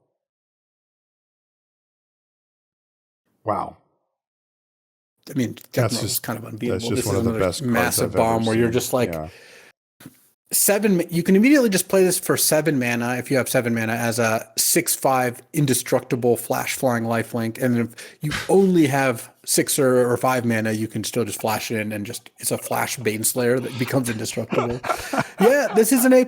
I mean, that doesn't really get a whole lot better than this. Obviously, there are times when this does get answered, but it is the lifelink and the indestructible means it's like you can't race it, and often once it's indestructible, you can't really kill it. Yeah, you don't need a whole lot more than that.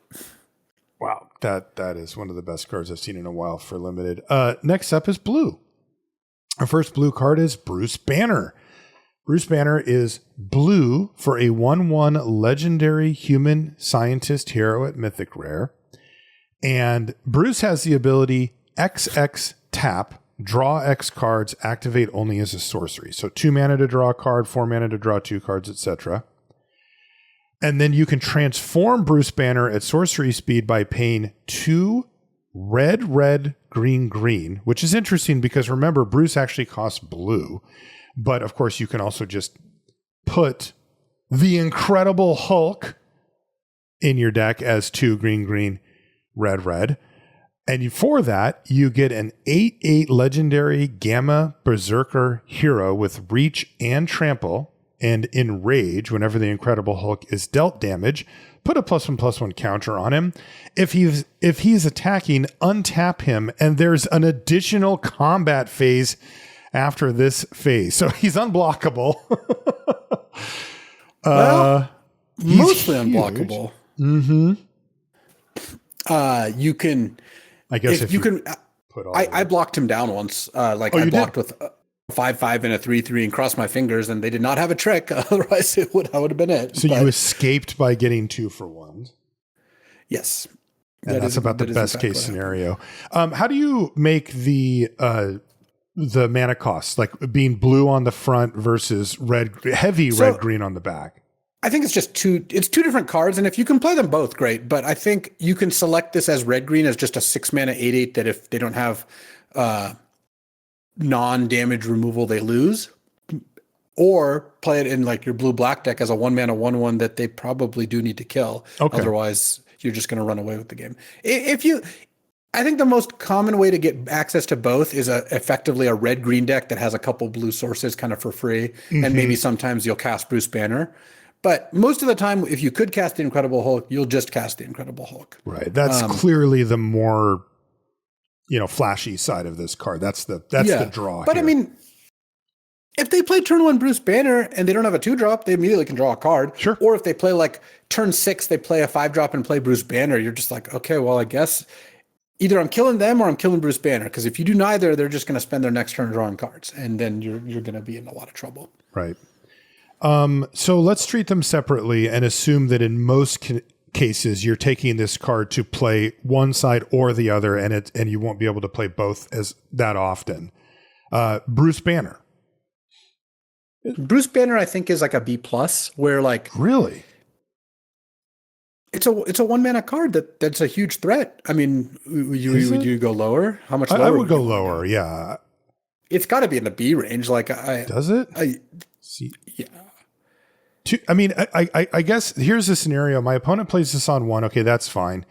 If they start activating it, like, am I not happy?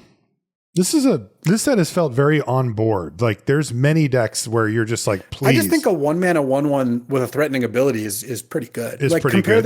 Compare this to something like Stature, right? The 1 mana 1/1 unblockable. Mm-hmm. Like, I think that card's quite good too. Mm-hmm. Mm-hmm. I think they're similar cards. Like that card pecks for 1 a bunch, and then you pump it at some point. This card doesn't peck for 1 so much, but like the pump ability, the X ability is pretty threatening. Like, yeah, sure. If your opponent plays this on 1, use it on 2, use it on 3, you're probably going to win. Mm-hmm. But I look at this as a card that sometimes they're just going to either play on turn 1 and not use, and then you'd at some point have to kill it, at which point you didn't get ahead on mana. No, true. That's true. I was going to say C+, but maybe you're right. Maybe it's B- for Bruce Banner, but I am not like any turn my opponent plays 4 mana to draw 2 cards. I'm like, please do that again. Like, please keep doing that. They're not going to keep doing it is the thing. Once you do it once, you probably have some cards to play. So like but even that, I feel like I'm ahead on the transaction. I don't know. Well, it depends. Yeah. If they've got nothing else to do, then I mean, there are some games where sure, having a random 4 mana card is going to be better than Bruce Banner because on turn 4, it's better to play that. Mm-hmm. But I think there's going to be a lot of games where they have this in play, and are you just not going to kill it? You're just going to be comfortable passing the turn. If you're not winning that game, then they might have the breathing room to use this, at which point they could probably take over. Yeah. Yeah, I think I'm just going to ignore it, I guess, is my... Unless it's some super grindy... Yeah, I mean, obviously, I guess the way I see it is, baseline is to ignore it, because anytime my opponent uses it, I'm probably happy. And then if I am in a situation, let's say it's one of those long games and, we've each got 7 mana and my opponent goes, okay, Bruce Banner. Well, then I can choose to use removal on it. If I have any form of removal, it'll work on it. I agree with you that I am now using it on a 1-drop, and they're probably ahead on that transaction on some level. But, it is a rare spot where it's like it's super late game.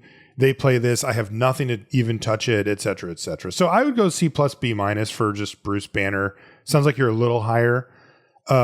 What about the Incredible Hulk? 6 mana for an 8/8 reach trample that is, as much as it's already really difficult to interact with an 8/8 in combat, it's even somehow more difficult. Is that? Yeah, it's pretty solid, but I'm not jumping out of my chair for that one either, right? No, I think a good comparison with this would be the common land cycling dinosaur, where it's exactly. When you cast the Hulk and it lives, it's pretty strong, and it's got some additional stuff going on that makes it better than just like the 7/7 dino. But until you cast it, does nothing, whereas the dino land cycles. Yes. And if you cast it and they have a Doomblade, then they both just die. So right. I think this is like a B, the Incredible Hulk. That's what I think. Yes, it is very flashy, and when unanswered, it will be very good. Will that? How often will that happen? It'll happen some of the time, and some of the time you'll lose the game because you cast this and then they cast Justice and bounced it. Right. Right. Exactly. And we have to note that it is 2 different colors. This is a gold card, and it's double of both. So there will be those occasional times where you have 6 mana and still can't cast Incredible Hulk every once in a while too, which is another downside. So I like B though for it. It's still powerful. That's going to be the biggest, scariest thing on the board, no doubt about it, when you cast it. And it obviously does demand a lot on board. Cool card. Next up is definitely Loki, God of Mischief. This is 1 and a blue for a 2/1 legendary god, sorcerer, villain at rare. It says whenever a player or permanent becomes the target of an ability you control, draw a card. This ability triggers only once each turn. Really like how simple they kept that, Luis, right? Like he's tricky, and but they didn't. There's not that much text on that card, but it's quite strong. Yeah. This is a card, again, when your opponent has this in play, you're not going to be feeling great about the situation, right? Yeah. What was it called? When you target that ability from a few sets back, it has that, but you're just drawing a card. You remember? Yeah. Yeah. Like they're talking about like repartee or whatever. No, I'm talking about the one that gave you bonuses for targeting their stuff, like them or removal or, removal spells, or I think it was from the, whatever. I don't even know we don't need to go down that road, sure. But I think it was from the case, cowboy set or whatever. Oh, you're talking about committing crimes. Yeah, crimes. Yeah. So this is only abilities, so it doesn't work with spells, as we know. But it also is, it's kind of an interesting card because if it worked with spells, if it was just repartee, then obviously your opponent would always just kill it if they saw it because it was always going to work.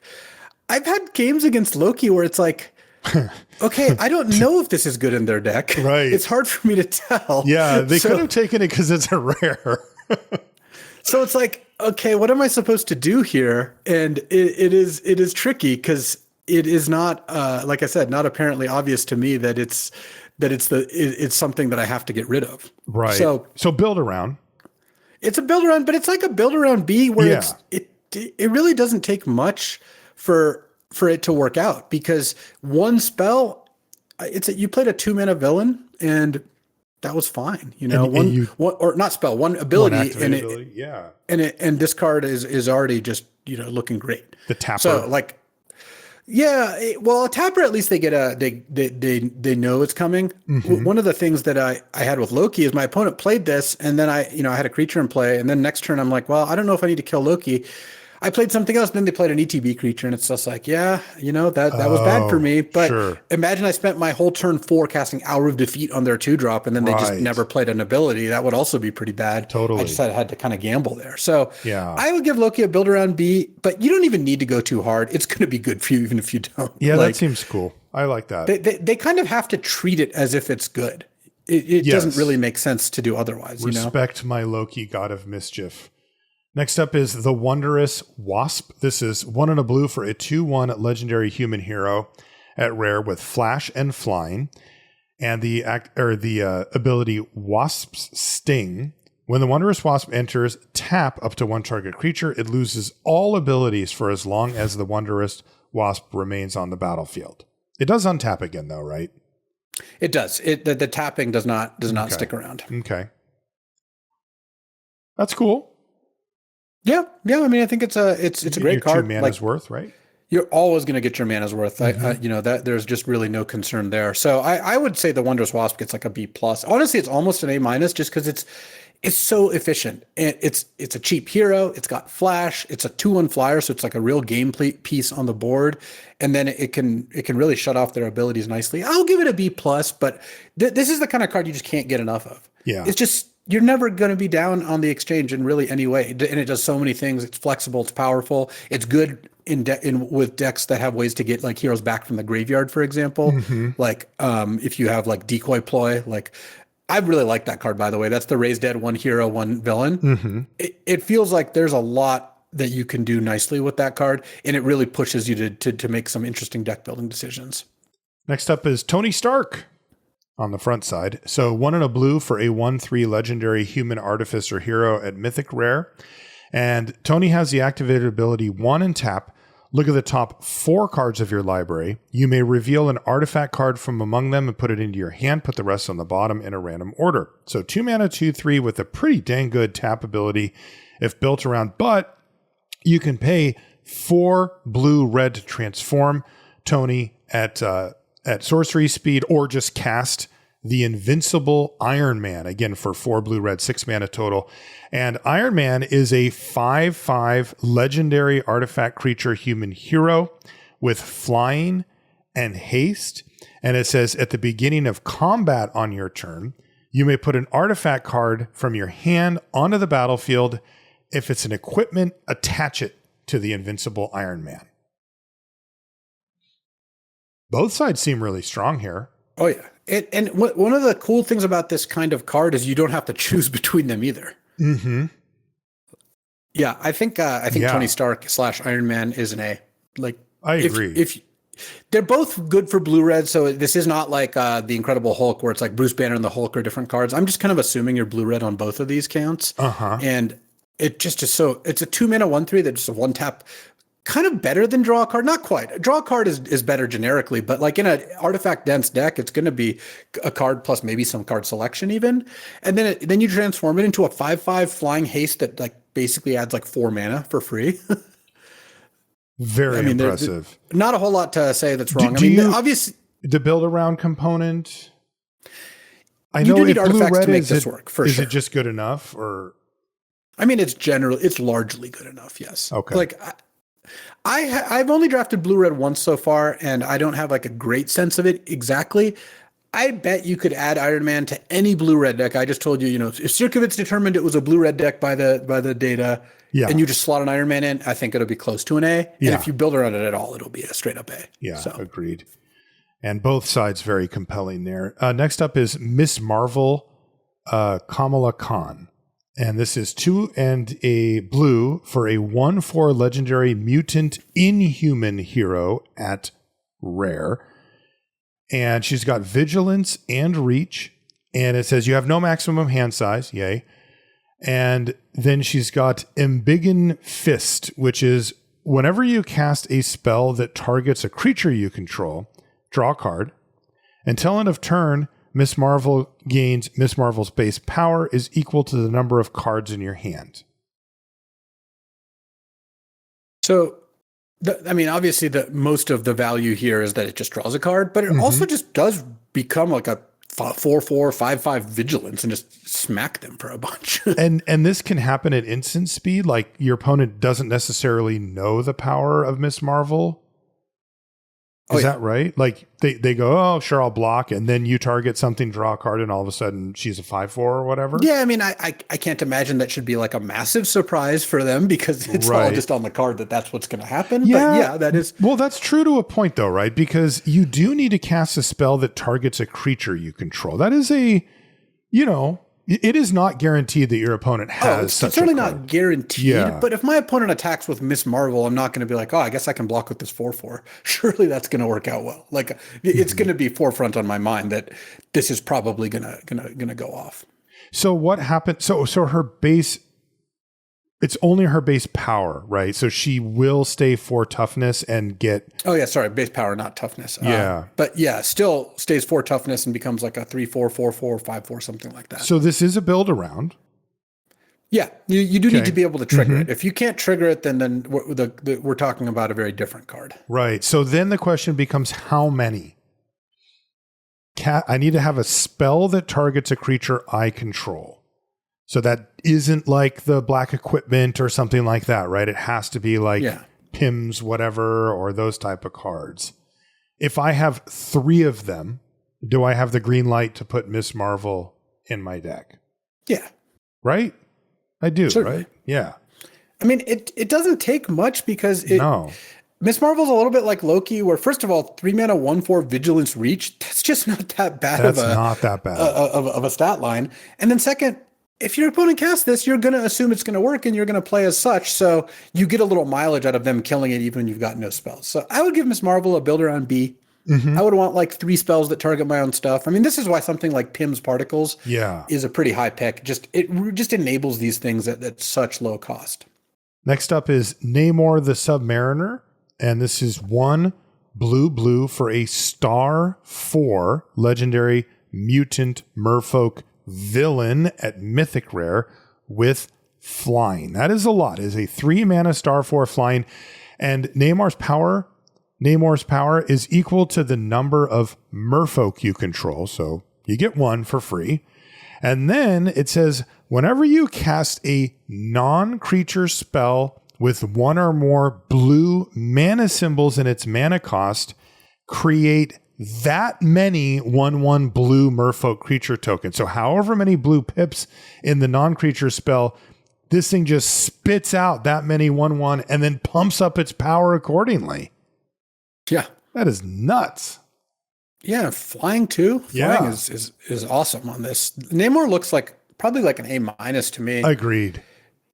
4 toughness too. Starting at 1/4 flying is just pretty good, and then you cast 1 spell and you've just got now all of a sudden got like a 2/4, 3/4, something like that. You got a free token, maybe 2. Looks great. I would give Namor to Submariner an A-. Agreed. Next up is Secret Invasion. This is 1 blue for an enchantment aura at rare. It enchants a creature you control, and when the aura enters, you exile up to 1 target creature other than the enchanted creature until this aura leaves the battlefield. The enchanted creature becomes a copy of that creature until this aura leaves the battlefield, and the enchanted creature has Ward 2. So 3 mana sorcery speed, target your own thing. Yeah, that raises your eyebrow, but you're nabbing something else, preferably on the other side of the battlefield. But then it kind of gets interesting because your creature becomes a copy of whatever that was, like, regardless, if it was something you needed to kill, even if it's a downgrade or something like that, you still take it though, right? I mean, there's a chance for upside and you are, getting rid of a thing. Downside, you are kind of putting a lot of eggs in one basket, right? I mean, now they really want to kill. The biggest downside. Yeah. What do you think of it overall? I think Secret Invasion looks to me to be kind of on the bad side of things, is my guess. A little too all in. It's just a little too all in. I guess, I mean, you do, look, the incentive is to put this on a pretty bad creature because it's just transforming anyways. Right. So you're not necessarily down like 2 cards. You might be down 1.5 cards, like you put it on like a creature that had an ETB or a token or something. But I'm still not like loving this. And your opponent is annoyed because the Ward 2 is very real. It will be, you put it on your stupid 1/3 or whatever, and they're like, okay, now it becomes a 3/3 that I got with it. And now I have to spend my whole entire turn just to get rid of the dang thing. It does provide speed bumps that pay you back a little bit, but it does feel like when the dust settles, if your opponent does kill the thing, you are in bad shape. like that did not leave you ahead in the game. Like you kind of need to capitalize on this while the getting's good, because you will get a few turns, where it was effectively like an Oblivion Ring, right? And you get to maybe kill your opponent in that time frame before they have the chance to kill this because of the Ward 2. But if they do, well, your creature's gone and your Oblivion Ring's gone too. And that is a lot. You know, and Matt, like, what if I told you, Luis, that it didn't have all the extra copying and all that? If it was just one blue, exile a thing, you know, a creature on the other side until this thing leaves the battlefield. Like, would that just be a better card? Yeah, right? Yeah, certainly. Like, the upside of you getting the token is not really made up for by the downside of the token, their creature coming back once they kill your creature, which is exactly what you want, or not token, but copy.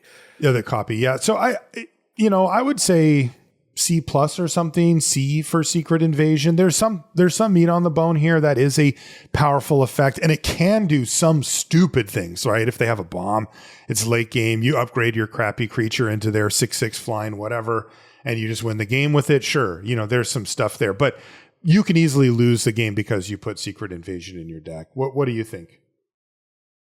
Yeah, I mean, this card is a little bit like the Sentry, where when it works, it's going to be really good, and when it doesn't, it's going to be really bad. But I think it's going to work a little bit less. I would probably give this like a D. Oh, really? Okay.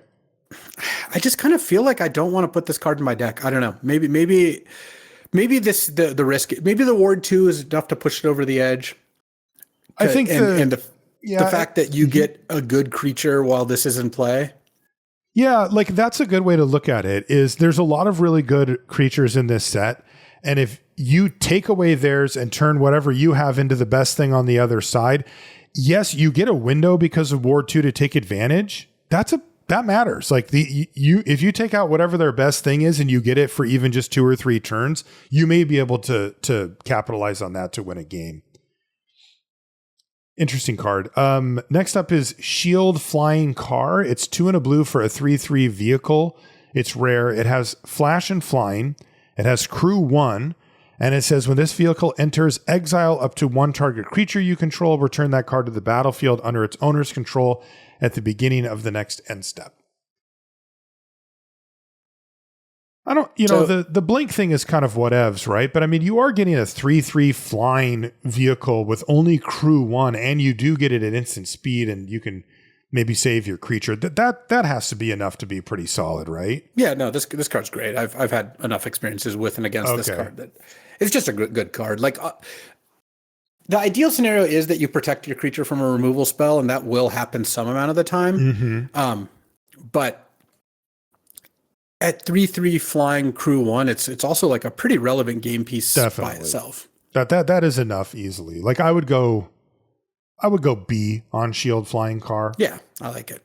And obviously there's like you can flicker your ETB things. Totally. You can play this and just as an ambush card. Like there's a lot you can do here. Definitely. Next is Kang the Conqueror. This is 2 blue for a 4/5 legendary human villain at Mythic Rare with flying. So 4 mana, 4/5 flyer. And it has power up 5 blue, 8 mana total to put a +1/+1 counter on Kang. Take an extra turn after this one. During that turn, power up abilities can't be activated. Yeah, so you can't get some like infinite combo sort of deal going. Yeah, I have no idea what that's about. But you are getting a 4 mana, 4/5 flyer with, a dreamy upside down the line. If you happen to get up to 8 mana at some point, you get an extra turn. I mean, a 4 mana, 4/5 flyer is pretty good. That's also already a BB+, yeah. Yeah, and also if you just cast this at 8 on turn 8, you can immediately do the thing. Yes, if you save it up, yeah. The question for me is, I'm at least at B+ for Kang the Conqueror. Is it good enough to get into the A range? I would probably stop at B+ for Kang the Conqueror. It's really solid, but maybe just not quite on that like super bomb level. I like B+. It's pretty threatening. Like it is. 8 mana is not completely out of reach. And look, a lot of the power is just that it's a 4/5 flyer, but so it's not like they're sitting there ignoring it. But when you cast this on turn 6, like they still have to keep in mind that if they don't kill it on turn 7, you might just be like, all right, power it up, take attack for 5, play another spell, go. Like you're just it's right on that. You're really risking that. So maybe it's an A-. I think B+ is still probably fine. Okay. Next up is Leader Super Genius. This is same cost, 2 blue, but this time you get a 1/3 legendary Gamma Scientist villain at regular rare. And it says, if a creature you control would connive, instead you draw a card Then that creature connives.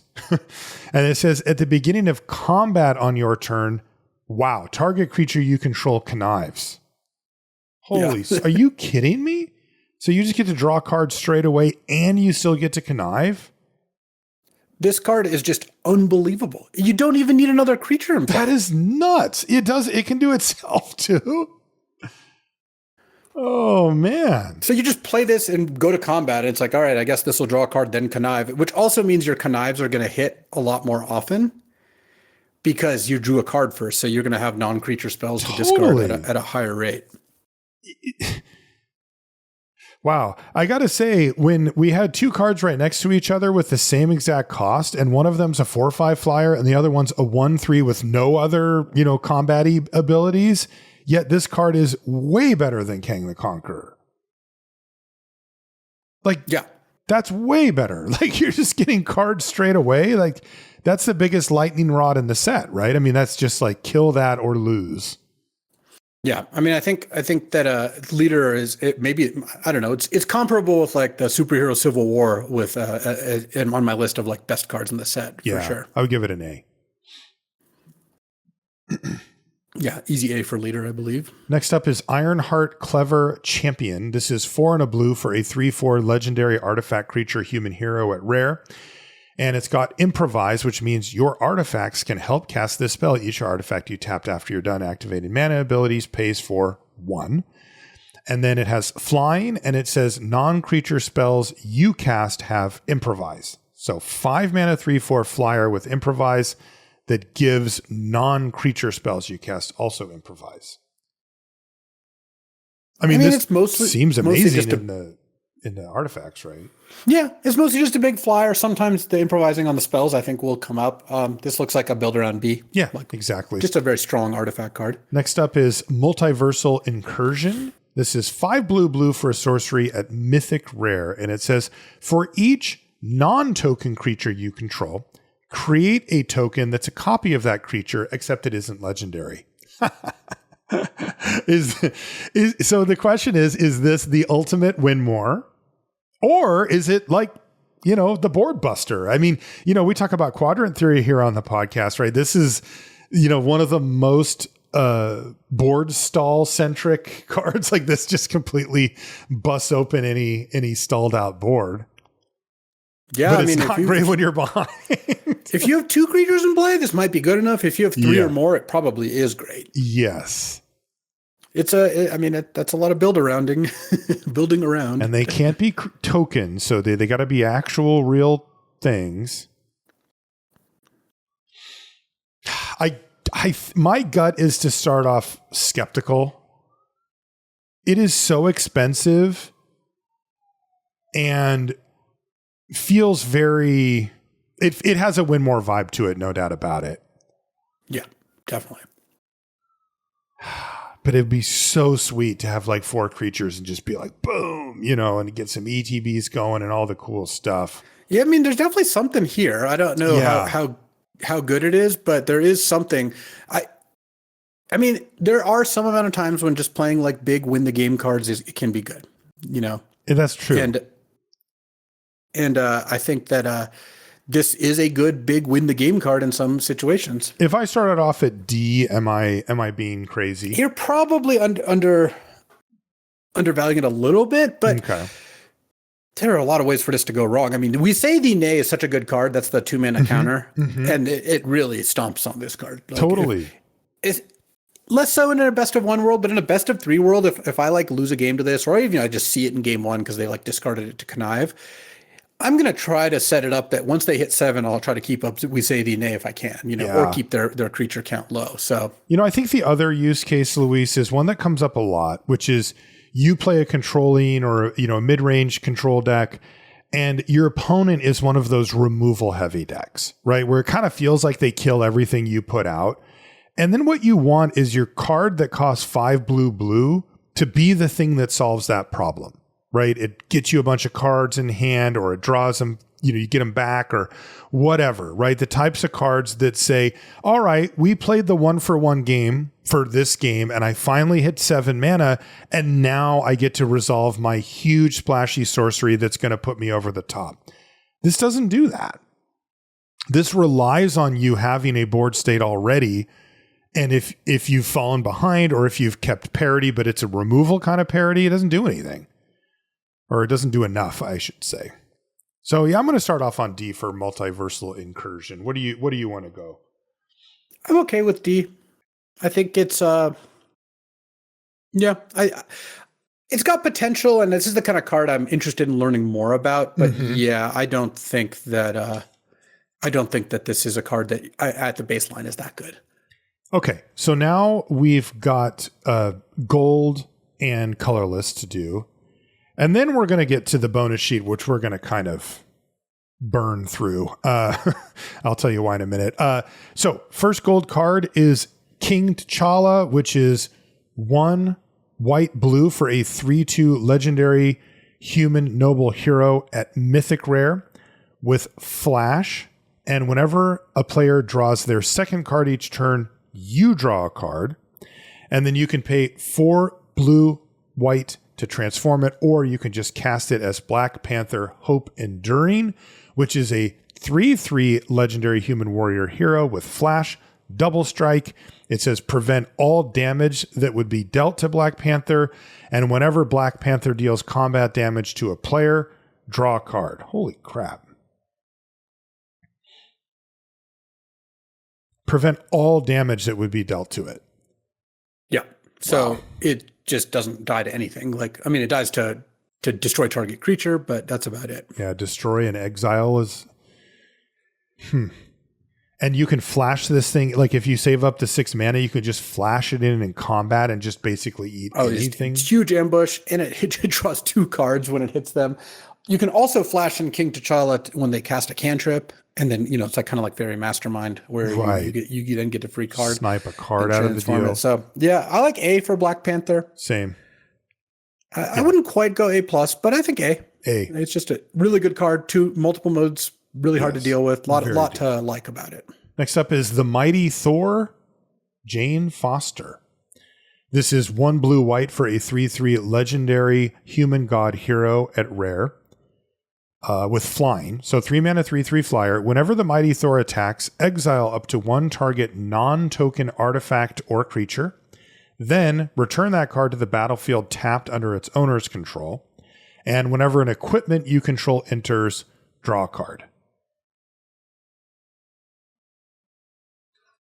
By itself, 3 mana, 3/3 flying that blinks anything. And note, it can blink your stuff or theirs. It comes back tapped, so your thing won't be a blocker if you do that, but also theirs won't be a blocker, which is more relevant usually. And then it just picks up free cards off equipment, which is not bad either. So, and am I reading it 3 right? Mana. Yeah, it says exile up to 1 target non-token artifact or creature. Does that mean also non-token creature?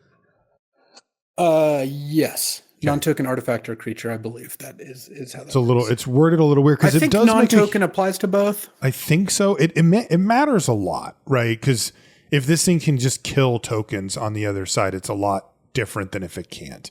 I'm assuming it can't. Yeah, I don't think it can. I think that's the purpose of that. Still, man, 3/3 flying for 3 mana with the blink thing. Do I have to care about equipment? Can I please stop having to read stuff about equipment? I am so over them trying to make equipment decks. B+ for the Mighty Thor, Jane Foster? I would just give it an A. It's a 3 mana 3/3 flying with 2 really powerful abilities. Where's the 2? It has one powerful ability, flying. Well, whenever an equipment control enters, draw a card. There's a decent amount of playable equipment. I'm not saying that's an amazing part of the card, but it certainly is not nothing. And this just gets blockers out of the way. All right, I'm with you. A for the Mighty Thor, Jane Foster. Next up is Scientist Supreme of AIM. This is blue-black for a 2/2 legendary human scientist villain at rare. And it has the activated ability, pay 2 life to copy target activated or triggered ability you control from an artifact source. You may choose new targets for the copy, activate only during your turn and only once each turn. And you can't target mana abilities for whatever that's worth. Pretty narrow. Yeah. Pretty narrow. I don't really know. I don't really know what the Also, is blue-black like that artifact centric? I thought that was the red-blue deck that was. Yeah, it is more of the red-blue deck for sure. Yeah. This feels pretty mid to me. Like, I mean, I'm not splashing it in that deck, right? Like, that's just too much. Yeah, I think that sometimes you're going to end up with a off-color artifact deck, but copying there's just a lot of layers here where it's like, how many artifacts are you going to be playing in your deck that this works with? What exactly are you doing? Are you an artifact deck, or are you just trying to combine this with one or two specific artifacts? Right. I would start off with D for Scientist Supreme of AIM. It just doesn't seem to have a home, and the hurdles feel like too many to go through for the payoff. Yeah, I don't think this card's going to work out all that often. Agreed. Taskmaster Mercenary Mimic is next. It's 2 blue-black for a 3/5 legendary human mercenary villain at rare. And it has photographic reflexes. That's a cool term. At the beginning of your first main phase, until your next turn, Taskmaster becomes a copy of up to one target creature on the battlefield or creature card in a graveyard, except its name is Taskmaster Mercenary Mimic, and he's a legendary human mercenary villain creature. So 4 mana, 3/5 always. But then at the beginning of your first main phase on your next turn, you can choose to copy and whatever the best creature is in play or in the graveyard, which is pretty wild. Okay, and it copies that, including power, toughness, everything else. It just gets the name. It maintains its name. Yeah, so you could copy one of your own legends. They would both be legendary Taskmasters. Okay, and it does not maintain this ability, though, right? Like if you copy it, it's just going to stay whatever you copied for the rest of the game, right? No, it's at the beginning until your next turn, so it falls off every turn. Oh, it falls off every turn, so you can constantly re-upgrade it. Yeah. Cool. And if not, sure, it's a 4 mana 3/5. You could do a lot worse than that. That's really cool. That's a cool card. It does some cool stuff too. Like you can copy a thing with power it up, and then no way, and keep and then just keep doing that. Yeah, because it becomes a new thing. Oh, that's really cool. Yeah, I like B+ for Taskmaster. Yeah, I would give it a B+ as well. I've had this. This is one of the first cards I had, and it's totally solid. That's very cool. Whatever the best thing around is. Next up is the Ruinous Wrecking Crew. This is black-red X for a legendary human villain. It's a 2/2. And it says the Ruinous Wrecking Crew enters with X +1/+1 counters on it. But it starts off at 2/2, so they're kind of just extra. And then it says, when the Ruinous Wrecking Crew enters, choose up to X. And you've got 4 options. You can discard a card and draw a card. Or you can have target opponent lose 2 life. Or you can destroy target token, or you can have each player sacrifice a creature of their choice.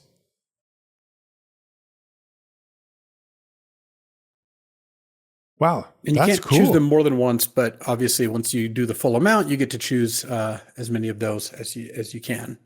That's really cool. And so like let's say I pay X = 2, I'm getting a 4/4, and I get to like make them lose 2 life and maybe hit a token or rummage or something. Or if you have a bad creature out and they have a good creature out, you trade creatures. I mean, yeah, it's a great card. I would give this an A-.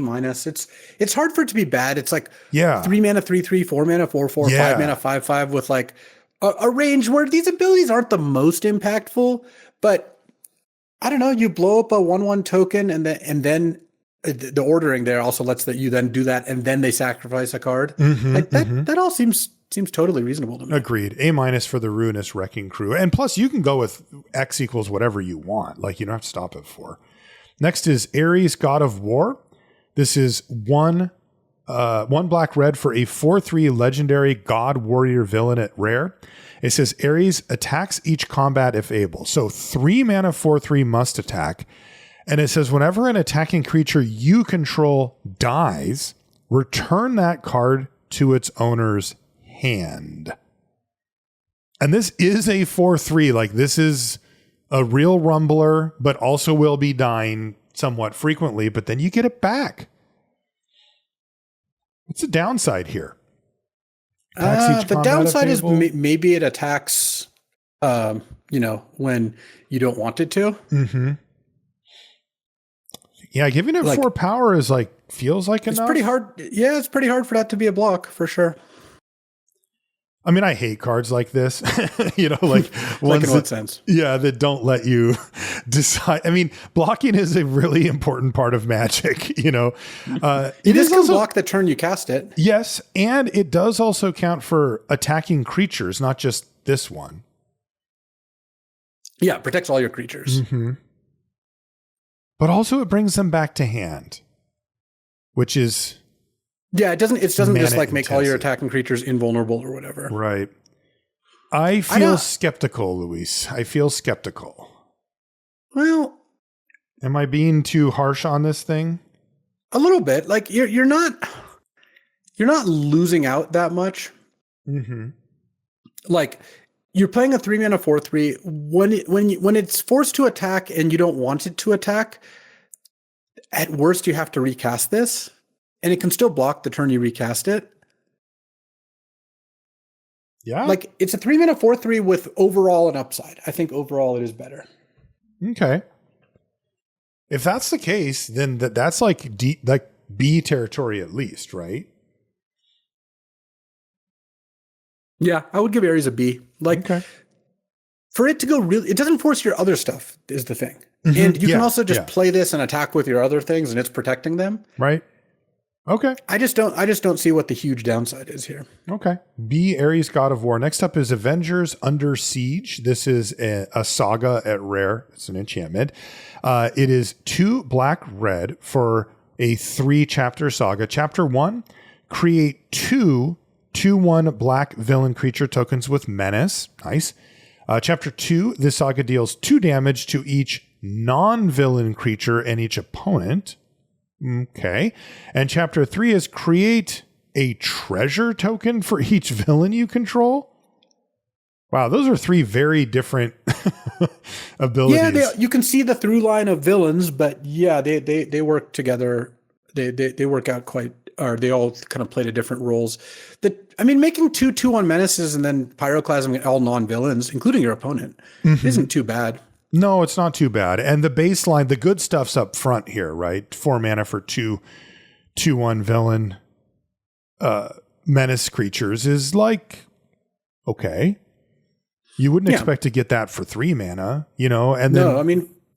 how bad is 4 for 2 mana? 4 mana for 2/1 menaces? It's like a little worse than you would expect, but not a lot worse. Right. And then we assume that in this color pair, almost all of your creatures are villains. So, hopefully that middle ground will take out a creature or 2 on the other side and leave you mostly unscathed. And then I have no idea what you're going to do with 3 or 4 treasure tokens. I mean, maybe it just turbos you out to something huge. That doesn't seem that great. I really just would say, if I'm in the market for the 2 2/1 villains, then sure. But it doesn't seem great to me.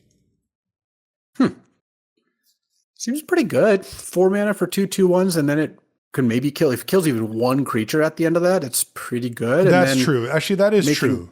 Some treasures, like you're not really losing out on this card. No, that is true. If it kills 1 thing even, that's good. And there is that upside of it killing 3 or 4 things against the right matchup. Yeah. Yeah, and then, the treasures are coming in at a time where you could have a really explosive turn 6 or whatever. Yeah, even getting like 4 mana for 2 2/1s, kill 1 creature, get 1 treasure would be over the course of 3 turns. No, you're right. You're right. Would be great. So I would give Avengers Under Siege a B+. I think it's going to be a really solid card. Yeah, I think you're right. B+ for Avengers Under Siege. Next up is Alien Invasion. This costs 1 red, green for an enchantment. It says at the beginning of combat on your turn, create a 1/1 red alien creature token with haste, and this token attacks each combat if able. Put a +1/+1 counter on it for each invasion counter on this enchantment, then put an invasion counter on this enchantment. So you pay it for 4, you go to combat, you get a 1/1, and you put a counter on this, but that one doesn't get a counter. Then the next turn you get a 2/2, then a 3/3, then a 4/4, and they just stick around, but they do have to attack each turn. Yeah. So what'll happen? I had this once, and what'll often happen is that you make a 1/1 and gets a counter and attacks, and sometimes that just gets immediately killed. The next turn, it's a So you make a 1/1. Yeah. It attacks as a 1/1. Attacks as a 1/1. And then next turn you make a 2/2, attacks as a 2/2. And I would say that pretty soon they're not able to block them for free. So it's a slow card. The first 2 turns aren't that good. But it doesn't take long before all of a sudden this is a huge problem for them. Totally. I mean, even the second one is attacking as a 2/2.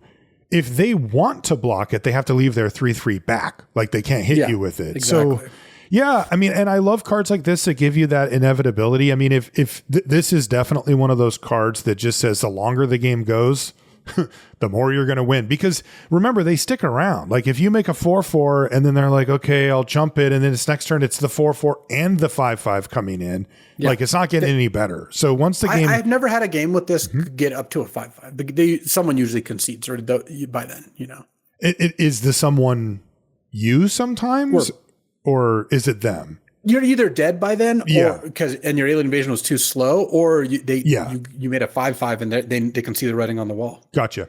So do you like it? I mean, yeah, I think it's a really good card. It just is kind of slow. Agreed.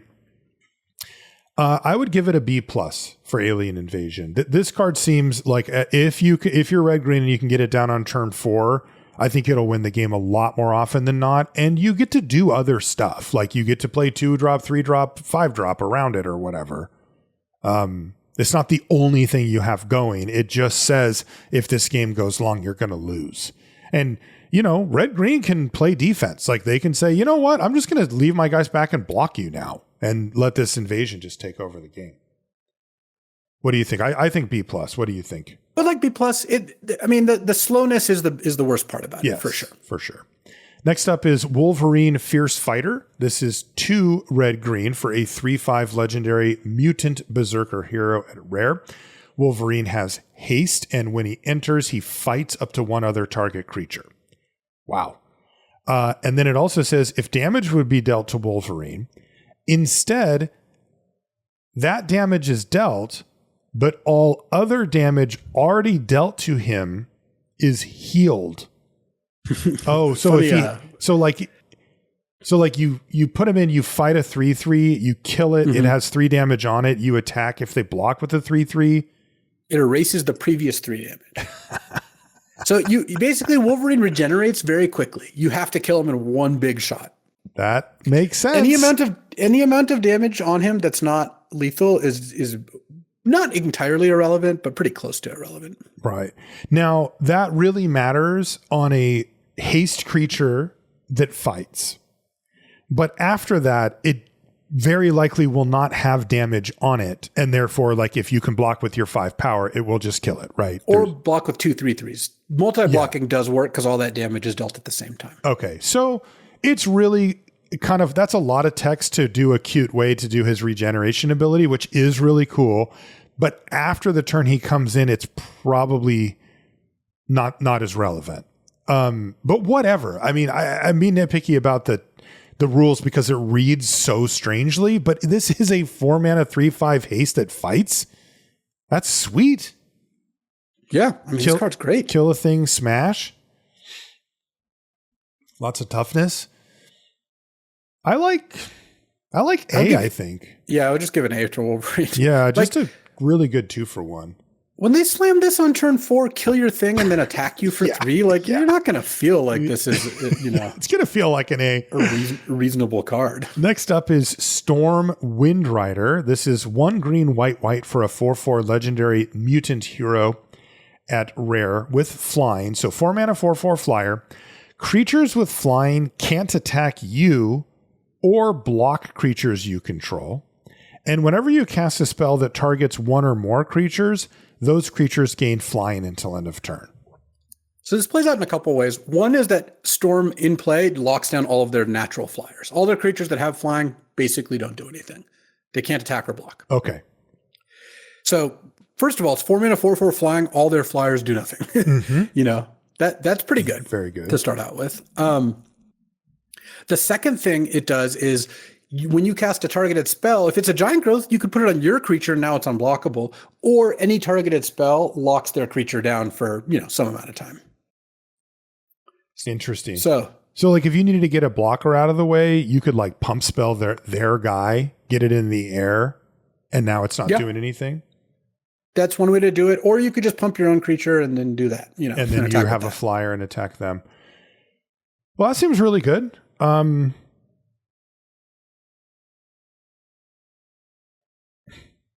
mean, I'm thinking B. Am I a little low? No, I like B. I think that's about where I would land with Storm. Winter Soldier Icy Assassin is next. This is black-white for a 2/2 legendary human assassin villain at rare. It's got Vigilance and Menace. And it says Winter Soldier gets +2/+0 for each equipment attached to him. And then it says activated ability 3 black-white. Return this card from your graveyard to the battlefield with a finality counter on him. Then you may attach an equipment you control to him. Well, that's a lot going on. How much is the equipment affecting your thoughts on this? It's a 2-mana 2/2 Vigilance Menace, and then it has a lot of text about equipment, and then it also can come back from the dead. Like, this just has a lot going on. Yeah, so the equipment part I think is relevant because you really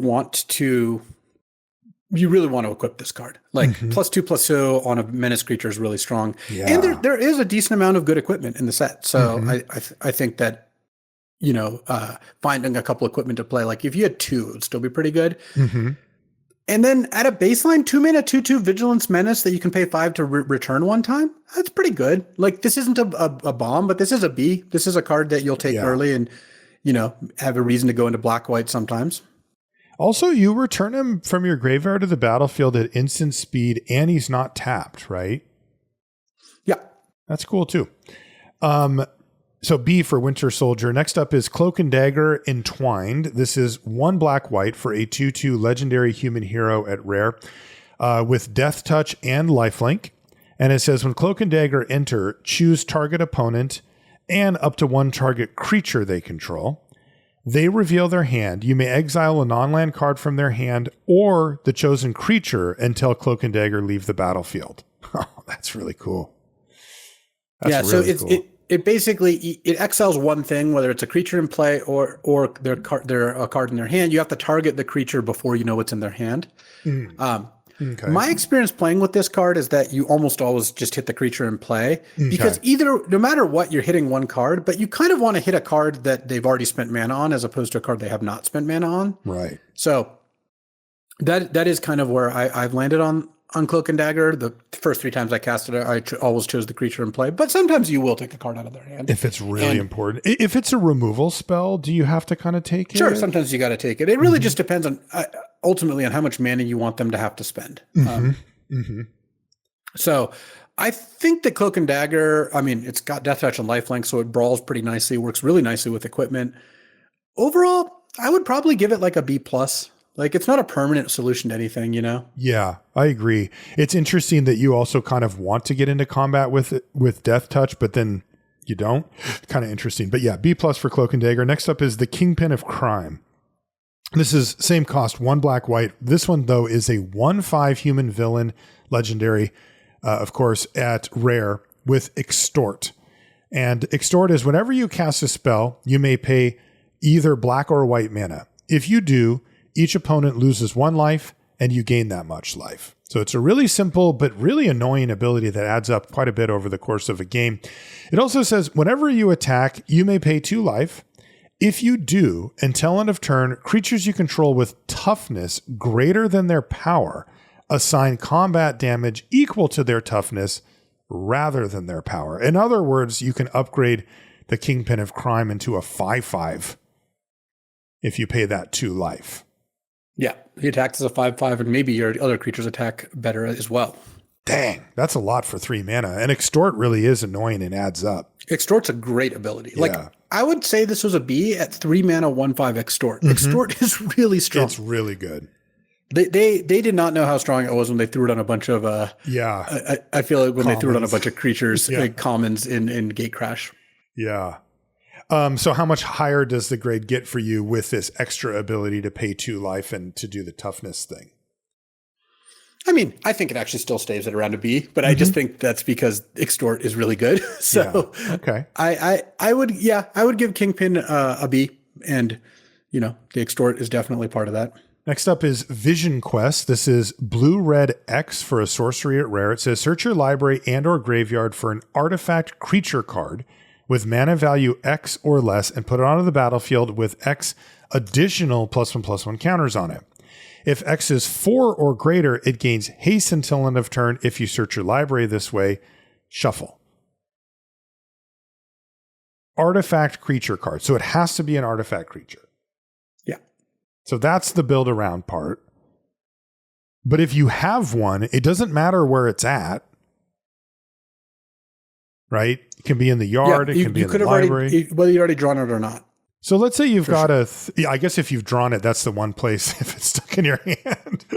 Yeah, but if you can cast this and get it, you could probably cast that. You could probably cast it. That's not a huge issue. Have it die. I mean, I guess the issue would just be that now this is stuck in your hand. If you I guess because where I'm going with this is if you had one good target, would you play Vision Quest? I mean, I guess it would depend on how good the target is. Yeah. Let's say it was really good. If I had one really good target and a couple medium ones, I think I would still play the Vision Quest. Mm-hmm. Yeah. I mean, it has to be an artifact. You're spending 2 mana, right? You're wasting 2 mana above its cost. So that's inefficient, but you're getting X +1/+1 counters. So if you spend 6 mana to get a 4 mana card, you're still getting 4 +1/+1 counters. That probably bumps it up to a high enough level. Yeah. Is my guess. The only issue is it's so narrow. It has to be an artifact creature. Like you need artifact. And again, I think you'd want one really good one and then like 1 or 2 backups just to be able to get anything, Yeah, I mean, it looks solid to me in that way. I think if I had 2 targets, one really good one and one backup target, I would probably run Vision Quest as a build around, but I would really need that one target to be bomby. I would need something really great to be able to go get or to get back, as it were. So I'd give it probably like a build around B- or C+ somewhere. Build around C. This is not a card you should take early and build towards. This is a card you should take in pack 3 because you have some good targets for it. Yeah, and pick 6, it comes around and nobody else wants it. Next up is Armor Wars. This is 2 blue-red for Enchantment Saga at rare. 3 chapters. Chapter 1 is you may draw a card for each artifact you control. If you do, each opponent draws a card. So you could draw like 3 and they get 1. Chapter 2, artifact spells you cast this turn cost 1 less to cast. So the turn when you have all your mana, you get to kind of pop off. And you've drawn a bunch of cards off of the first chapter, yeah. So chapter 3 is this saga deals X damage to target opponent where X is the greatest mana value among artifacts you control. Wow, talk about build around here, huh? Yeah, I mean, if you draw 3 cards and then they draw 1, because that's like kind of nice stopgap, I feel like. And then you get 1 mana discount, maybe 2 mana discount, and then you nug for like 4. That's like a medium high use of the card, I would say, on the high end. So you end up dealing 4, getting the mana. That's if you value the mana advantage at 0 and the deal 4, it's only to opponents, so it's not even like killing one of their creatures. So let's say deal 4. Both those are less than a card, but then you drew 3 and they drew 1, so you're up a card because you spent a card on Armor Wars. This feels a lot like Vision Quest. It's like a build around, maybe a little better. It's like a build around B, but when you're going hard, it's going to be great. When you're not going hard, though, it's really not going to be great. Yeah, and Vision Quest says, I want to have a couple of artifact creature targets. This thing really needs to have like critical mass. Like you need a ton of artifacts to make this guy go. But if you do, it does seem like a build around B to me. Like I think the payoff is here, but you have to be like fully invested. Yeah. If you go all in, Armor Wars can be quite strong, but it's easy to see how this card could be very bad. Exactly. Next up is the Serpent Society. This is 1 green-black for a 3/4 legendary human snake villain at rare. It's got Death Touch, Ward. You get 5 poison counters. And remember, if you get 10, you lose. And whenever another creature you control with Death Touch dies, each opponent sacrifices a non-token creature of their choice. But it doesn't count itself for that. Yeah.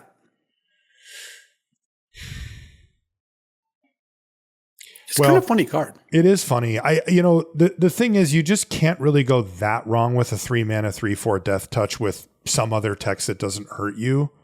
So it's already going to be pretty dang strong. The funniest part is the ward, because you need to make them target it twice for you to just win the game. If they do it once, it just does nothing. It's funny. The first ward's free. The second one is unbeatable. Or like they can't pay it. And of course, at that point, it just means that they are unable to now target it.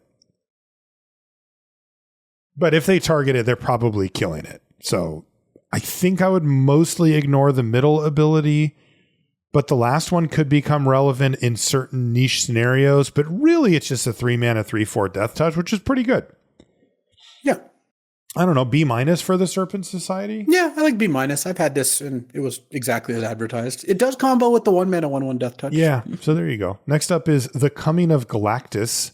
This is yet another saga, though this one is mythic rare and has 4 chapters. It costs 2 black, green, so 5 mana.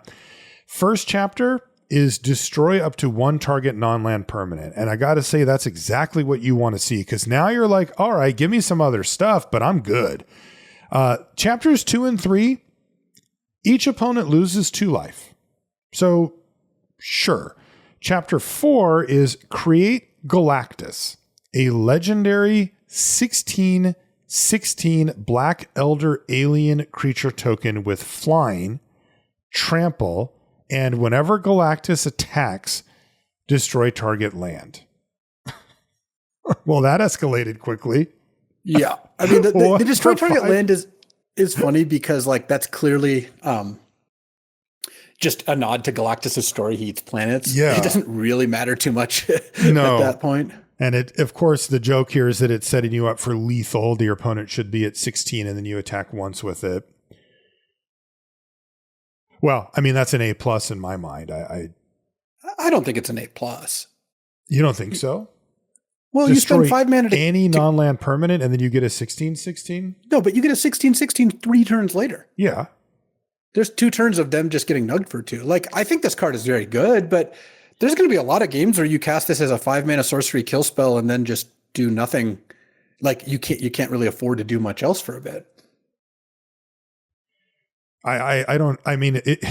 This is, you're getting whatever permanent you want. So that means that it's going to be really hard for them to like kill you, right? I mean, you get to kill their best thing.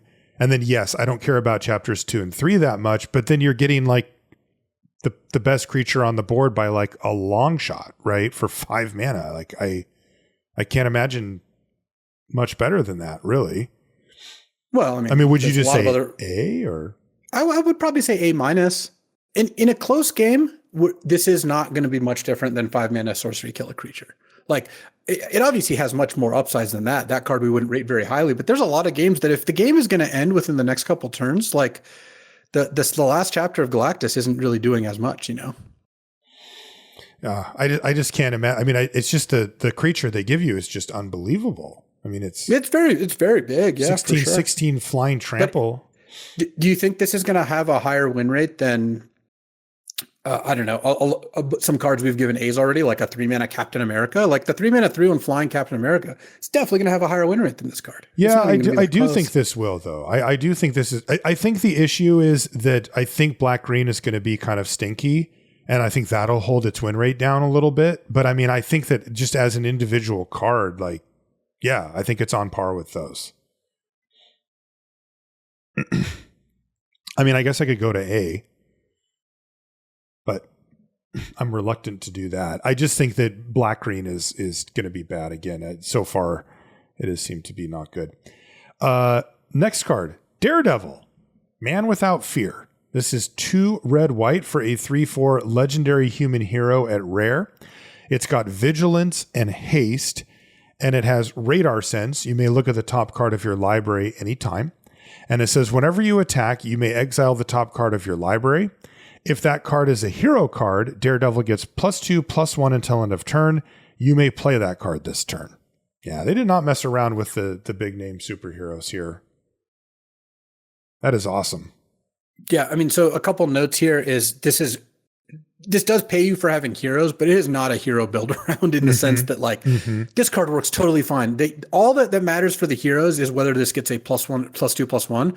You can just splash this in a red black all villains deck, and it's still a 3/4 vigilance haste that lets you play cards off the top. Yeah. So like this card is just great. I mean, it's an A. Like this so card. So you can play the card no matter what the card is.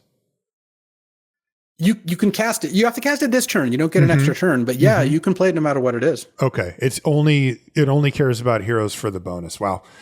Yeah. So what do you like? A minus? I would just give it an A. Just an A. Really, really good. Next is you can also decide when you want to do it or not. Like there's just everything there is just so good. So good. Is there any big advantage to look at the top card of your library? Like, is that? I mean, the advantage is it lets you know whether he's going to get the 2 +2 +1. You can decide whether you want to exile it. Like if you're not going to play it this turn and it's a good card, you might not want to exile it. So you have that control. Okay. You can exile it to just get it off the top of the deck if you want to do that. Okay. Like there's a lot you can do. Next up is the Superhero Civil War. This is another saga with 3 chapters. This one's a rare and it costs 5 mana, 3 white red. Chapter 1 is gain control of up to 2 target creatures with total mana value 6 or less for as long as this saga remains on the battlefield. Chapter 2 is creatures you control get +1/+1 and gain vigilance until end of turn. And chapter 3 is target creature you control fights up to 1 other target creature. This might be the best card in the set. This is like you play it and you win a game that you had no business winning type card. I know that we're also very early on in ratings, so you know, take that with a grain of salt. But it is actually straight up the best card in the set on 17 lands. With, is it really? 71.3% right now Holy in terms of game in hand win rate. So, what? I've now gotten to play with and against this card, and I can really tell you how it goes is you cast it and you win. No, what happens is you cast it and you probably steal 2 creatures. Sometimes it's going to be just 1, but a lot of the times it's going to be like a 4 and a 2 drop or a 2 3 drops or a 3 drop and a 2 drop. Sometimes it'll be just 1 5 or 6. So that immediately makes it so your board's probably better than theirs. And then on your next turn, you get all your creatures +1/+1 vigilance. You just get this like good free attack in. And then you have whatever creature you stole fight one of their creatures, whether it be the other creature you stole or just a creature they have. And what you're trying to do is line it up so a 4/4 fights a 4/4, a 3/3 fights a 3/3. But kind of no matter how it works out, you're just going to work out well. So when the chapter 3 goes, you still have you control it. Yeah. So let's say I played this and took your 4/4, and then next turn you do nothing, then I hit you. Well, next turn, I'm going to have your 4/4 fight your other 4/4 or your 3/3 or whatever you can. Wow. That is the only way to get away from losing to this is to have like no creatures in play, but then they're just bashing you. Probably. Right. Then you're not winning anyway. Okay. Well, let's go A+ then on Superhero Civil War. A+, easy. If you see this card and you're either color, you should almost assuredly take it, even in pack 3 and splash it. If you're neither color, just take a look at how many land cyclers you have and pick up some off-color lands, you know? Like I'm not even joking. Like this card is just that absurd. That's ridiculous. Next up is the Astonishing Ant-Man. This is blue-green for a 1/1 legendary human scientist hero at rare. It says, whenever you draw a card, put a +1/+1 counter on the Astonishing Ant-Man. And you can pay 2 and a green and tap him and remove any number of +1/+1 counters from the Astonishing Ant-Man to create that many 1/1 green insect creature tokens. That's cool. I mean, I love that it doesn't ask much of you. You just play it on 2 and it's just like either they kill it or it just gets bigger and bigger. And then maybe you can even cash in, tokens for, or counters for tokens later, which is fine. Yeah, just doesn't really ask that much of you. I like that. No, and it's not a second card each turn. It's just every turn. So like it'll grow during your draw step. It's just very continuous there. And yeah, sometimes you cash in for tokens. Sometimes you don't. It's just a good card. I wouldn't call this a build around. I think it's a B. Yeah. And if you're blue-green, you're just going to put it in your deck and it's going to be solid. You don't really have to accommodate it too much. That's what I was going to say too. Next up is Absorbing Man. What is Absorbing Man? I've never heard of this one. This is 1 blue-green for a 4/4 legendary human villain at rare with vigilance. It says at the beginning of your first main phase, until your next turn, Absorbing Man becomes a copy of up to one target artifact non-aura enchantment or land, except his name is Absorbing Man. He's a legendary 4/4 human villain creature in addition to his other types, and he has vigilance. So target artifact, enchantment that's not an aura, or a land. Who cares? It's a 4/4 vigilance for 4. Like, get in there. Yeah, I think that. I think it's also going to play out maybe a little better than you might think, because you can always copy a land, including their land, so it's like a mana fixer. Mm-hmm. And when you do that, you got a 3-mana 4/4 vigilance mana dork. That's pretty amazing, strong, right? That's awesome. Copying land is actually a really big part of the card. I missed that the first time I looked at this card. And then my opponent played it, copied a land, and cast a 5-drop on turn 4. I was like, oh, okay, yeah, no, that's pretty good. That is really cool, actually. B+, I guess, for Absorbing Man? Yeah, I like B+. I don't think the card's ridiculous or anything. It's just a very solid card. Next up is Moon Girl and Devil Dinosaur. This is same cost, 1 green blue. For a 2/2 legendary human dinosaur hero at rare. It says, whenever you draw your second card each turn, until end of turn, this card's base power and toughness becomes 6/6, and they gain trample. Day is funny. It's a plural card. I guess that makes sense. It is. Yeah. It's double trouble. Whenever an artifact you control enters, draw a card. This ability triggers only once each turn. So a blue-black artifact build-around? No, a blue-green artifact build-around. Yeah, strange. This is kind of like 2 build-arounds. It's a build-around for artifacts and a build-around for draw 2s. So it's actually fine if you have no artifacts. Obviously, it's really nice that the artifact does do the whole thing. But a blue-green deck that has just a bunch of ways to cantrip and draw extra cards would certainly just play this card. Yeah, that's what I was thinking. So I think it's a build around B. You need to be doing one of the 2 things, ideally the artifact one, because that solves both things. It draws you the card, which is what you want, and it transforms her. But even if you're just like a blue-green deck that has Ant-Man, Moon Girl, and a bunch of ways to draw cards, like I think that's totally reasonable. So what was the grade you want to give, though? Build around B. Build around B. Next up is Worlds Within Worlds. This is 5 green blue for a sorcery at rare. It says exile all creatures. Each player may put any number of creature cards from their hand onto the battlefield, then put all cards exiled this way into their owner's hands, and you exile Worlds Within Worlds. Yeah, it's enough. We don't need to go into it. Okay. It just swaps all creatures in hands and in play. That's not a card you need to worry about. You don't want to pay 7 mana for that. Our last gold card is Thanos the Mad Titan, which is actually a triple colored card. It is red, white, black for a 4/4 legendary eternal villain at Mythic rare with Death Touch and Lifelink. So you've got a 3-mana Death Touch Lifelink 4/4. And then it has power up. This is Wooburg plus colorless. And I mean specifically colorless, not generic mana, but colorless. So 6 mana to put 2 +1/+1 counters on Thanos. Choose odd or even. Destroy each other creature with mana value of the chosen quality. Bravo. Great job. The snap.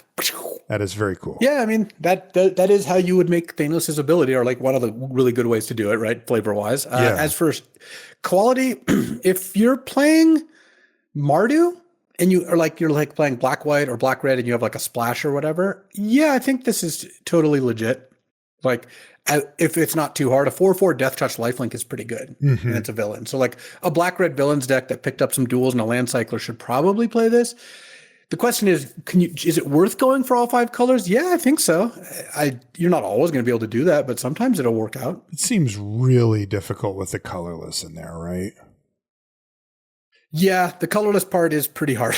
That would be really, especially because like the mana fixing lands can make colorless, but in order to fix the lands then they need to use their other ability. You would need one of the uncommon lands, so you're really not going to do that very often. Yeah, but a 3-mana 4/4 Death Touch Lifelink on a splash, that could work.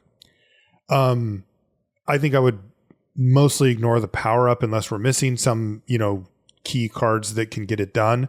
And if that's the case, I mean, B- or something. I mean, this is a tough splash. Like, yeah, I would say it's probably closer to like a C. yeah, I guess C+. All right, that moves us to colorless and lands. We've got Captain America's shield up first. It's 2 mana for a legendary artifact equipment at rare. It is indestructible, and equipped creature gets +0. I mean, you can throw the freaking shield, you guys, but it also gets +8 and has vigilance.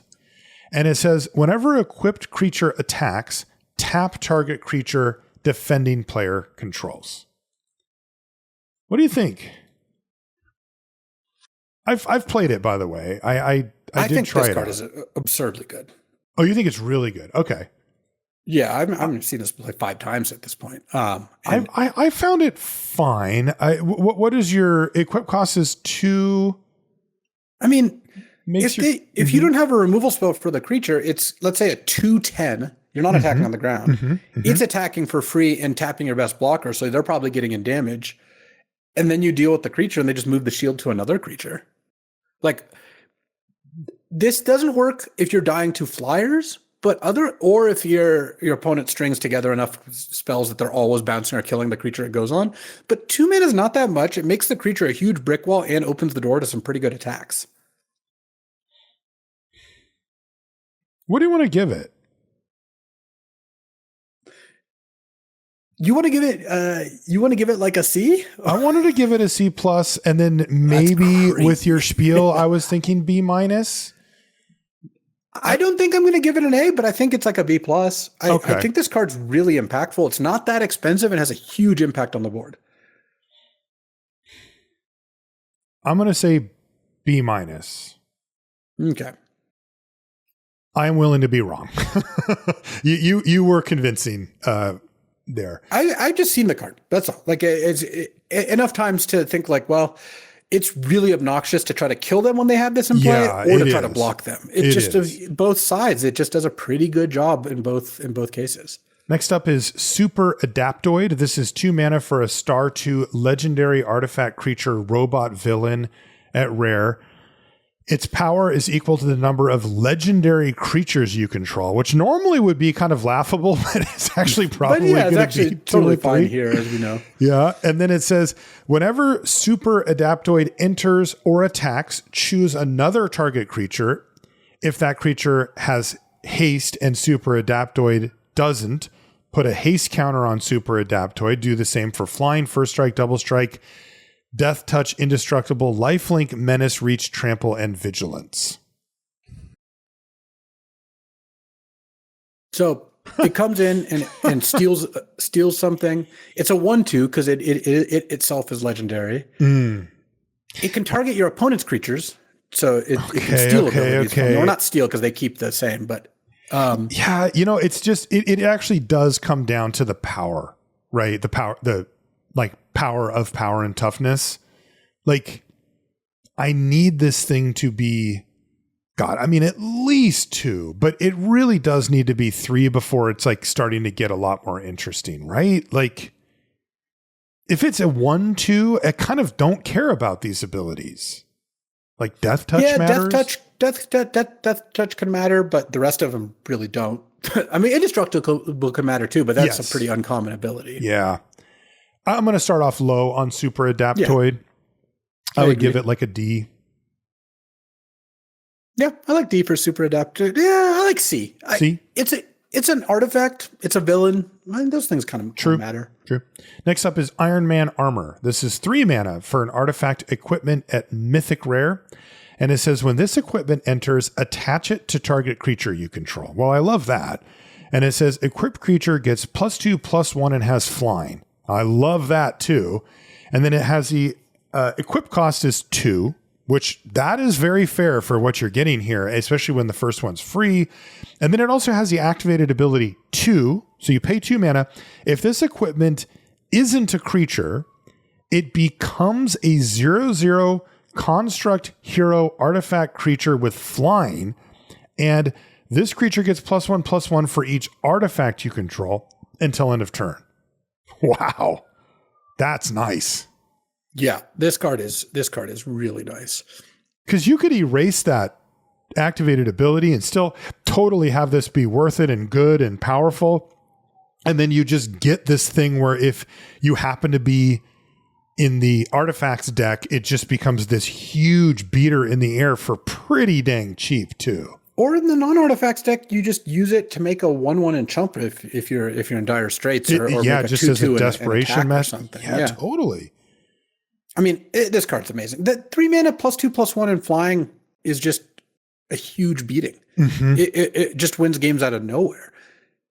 I mean, sometimes you'll just die to this because you'll be at 6, they'll put it on a 4/4, and sometimes you'll be at like 12, and they'll put it on a 3/3 or a 2/2, and you're like, well, I guess I'll take 4, kill that thing, they'll re-equip, like it's just not going to work out very well. So I would say A- for Iron Man armor. A- for Iron Man armor. Next up is Ultron Artificial Malevolence. This is 3 mana for a 2/4 legendary artifact creature, robot villain at Mythic rare. It says whenever another non-token artifact you control enters, you may pay 2. If you do, create a token that's a copy of it. If the token isn't a creature, it becomes a 2/2 robot villain creature in addition to its other types. So a non-token artifact, you can just copy it?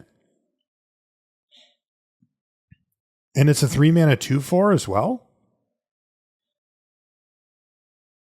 Yeah. I mean, the copy doesn't go away or anything either. Yeah. And they even, so if I cast...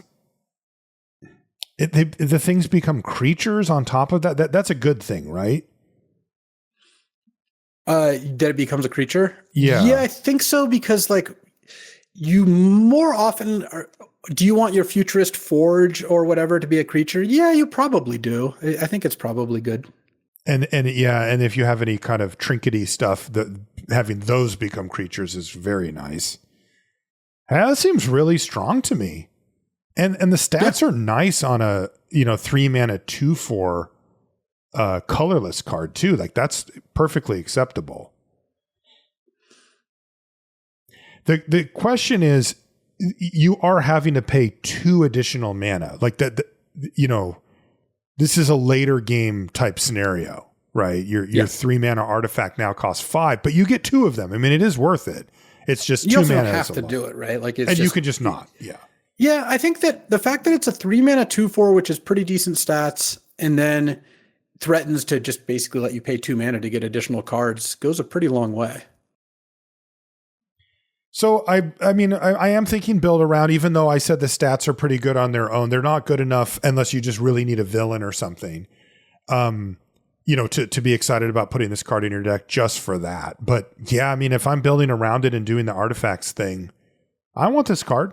I want this. I want to have access to this for sure. Yeah. I would give it a B+ in the build around category. Yeah, I think B+ is about right. It's a very solid card. If you had it in play, I feel like I would probably do my best to try to kill it. Definitely. And I like the 2/4 to make the game go a little longer. I also like when artifact builders are artifact themselves, because it means that you're not reducing your density, right? Sometimes you have an enchantment that pays you for artifacts, and it's like, okay, well, it's a build around, but it's also not helping the build around at all. Whereas here, Ultron kind of contributes. So I like B+ for Ultron. If I opened this card, I'd be pretty likely to take it and try to make it work. Next up is the Vision, which is a 4 mana 2/5 flying vigilance. It's a legendary artifact creature, robot hero. It's rare. And it says, whenever you cast a non-creature spell, choose one that hasn't been chosen this turn, and you get 3 options. Solar Beam, which is the Vision gains double strike until end of turn. Density Control, which is the Vision gains indestructible until end of turn. And then, they save the best for last. Technopathy, which is draw card. So non-creature spell, draw card. Or maybe something that's even better than that situationally. Yeah. And it's a 4 mana 2/5 flying vigilance. Yeah, I like this card. Yeah, this card is amazing. Obviously the draw a card part is great, but even without that, the other parts can still indestructible indestructible double strike already has flying and vigilance. It can do some pretty good stuff, I feel like. Yeah, I think I just want to give it an A because it's colorless. You can put it in any deck. Like every deck has non-creature spells. Like it's not like that's some build around requirement. Yeah. Right? I don't mind A for Vision. I mean, it's just, you just cast this card and it's going to be good. Yeah. Next up is Arc Reactor. This is 5 mana for an artifact at rare. It has Improvise, so again, your artifacts can help cast it. It enters tapped, and it taps to add 3 mana, colorless mana. This feels like not what you want to be doing in limited generally, right? Yeah, like what you can, sure, I can see the world where you like improvise this out on turn 3 because you played an artifact on turn 1 and 2, and then on turn 4 you have like 7 mana and it's great. And that's but amazing. Most times when you get this into play, do you need to go from 6 mana to 9 or 5 to 8? It's not that helpful to do that. That's right. And a more likely scenario is you play it like a turn early because of Improvise, right? Like yeah, you knock 1 mana off of it, and then you untap and you have a ton of mana. Also, entering tapped is really annoying on stuff like this because if you do make it work, it's usually cutting it kind of close, and it's really nice to be able to double spell that turn. I think I would just start off with it like at an F. Like I think I would just avoid Arc Reactor unless I had a really specific reason or just like the ultimate artifacts deck or something like that. I think I just would give it an F. Yeah, it doesn't. I don't really see what you're supposed to use this card for. It seems more like a constructed card of some kind. Yeah, or maybe even cube or something. Next, speaking of cube, next up is Cosmic Cube. It's 5 mana for an artifact at Mythic Rare. It's got Ward 2, and it says, whenever you attack, look at the top 6 cards of your library. You may cast a spell from among them with mana value less than or equal to the greatest power among attacking creatures you control without paying its mana cost. Put the rest on the bottom of your library in a random order. So you can just cast anything. As long as you have a big enough attacker. But you have to have a big attack. So like, where's the sweet spot? Like 3 or 4 is where you're starting to get three really, you really need 3 to have the best chance of doing something. And then of course your mind goes to, attack with my 6 power thing, cast anything. Nah, I mean, I'm kind of off it. It can be good. I've had this twice. Could be once it was pretty good, and once it was really bad. And it definitely has a risk to it, right? Of like you have this stuck in your hand, or even in play, and you don't have ways to use it. But that said, it is, if you can play this and get a 3-drop off it right away, like you're usually in pretty good shape. Though I mean, you're probably just going to win that game. To be fair, I guess the question is, let's say you have to tack your 3/3 into its death. Like, is that a play that can work? It actually might.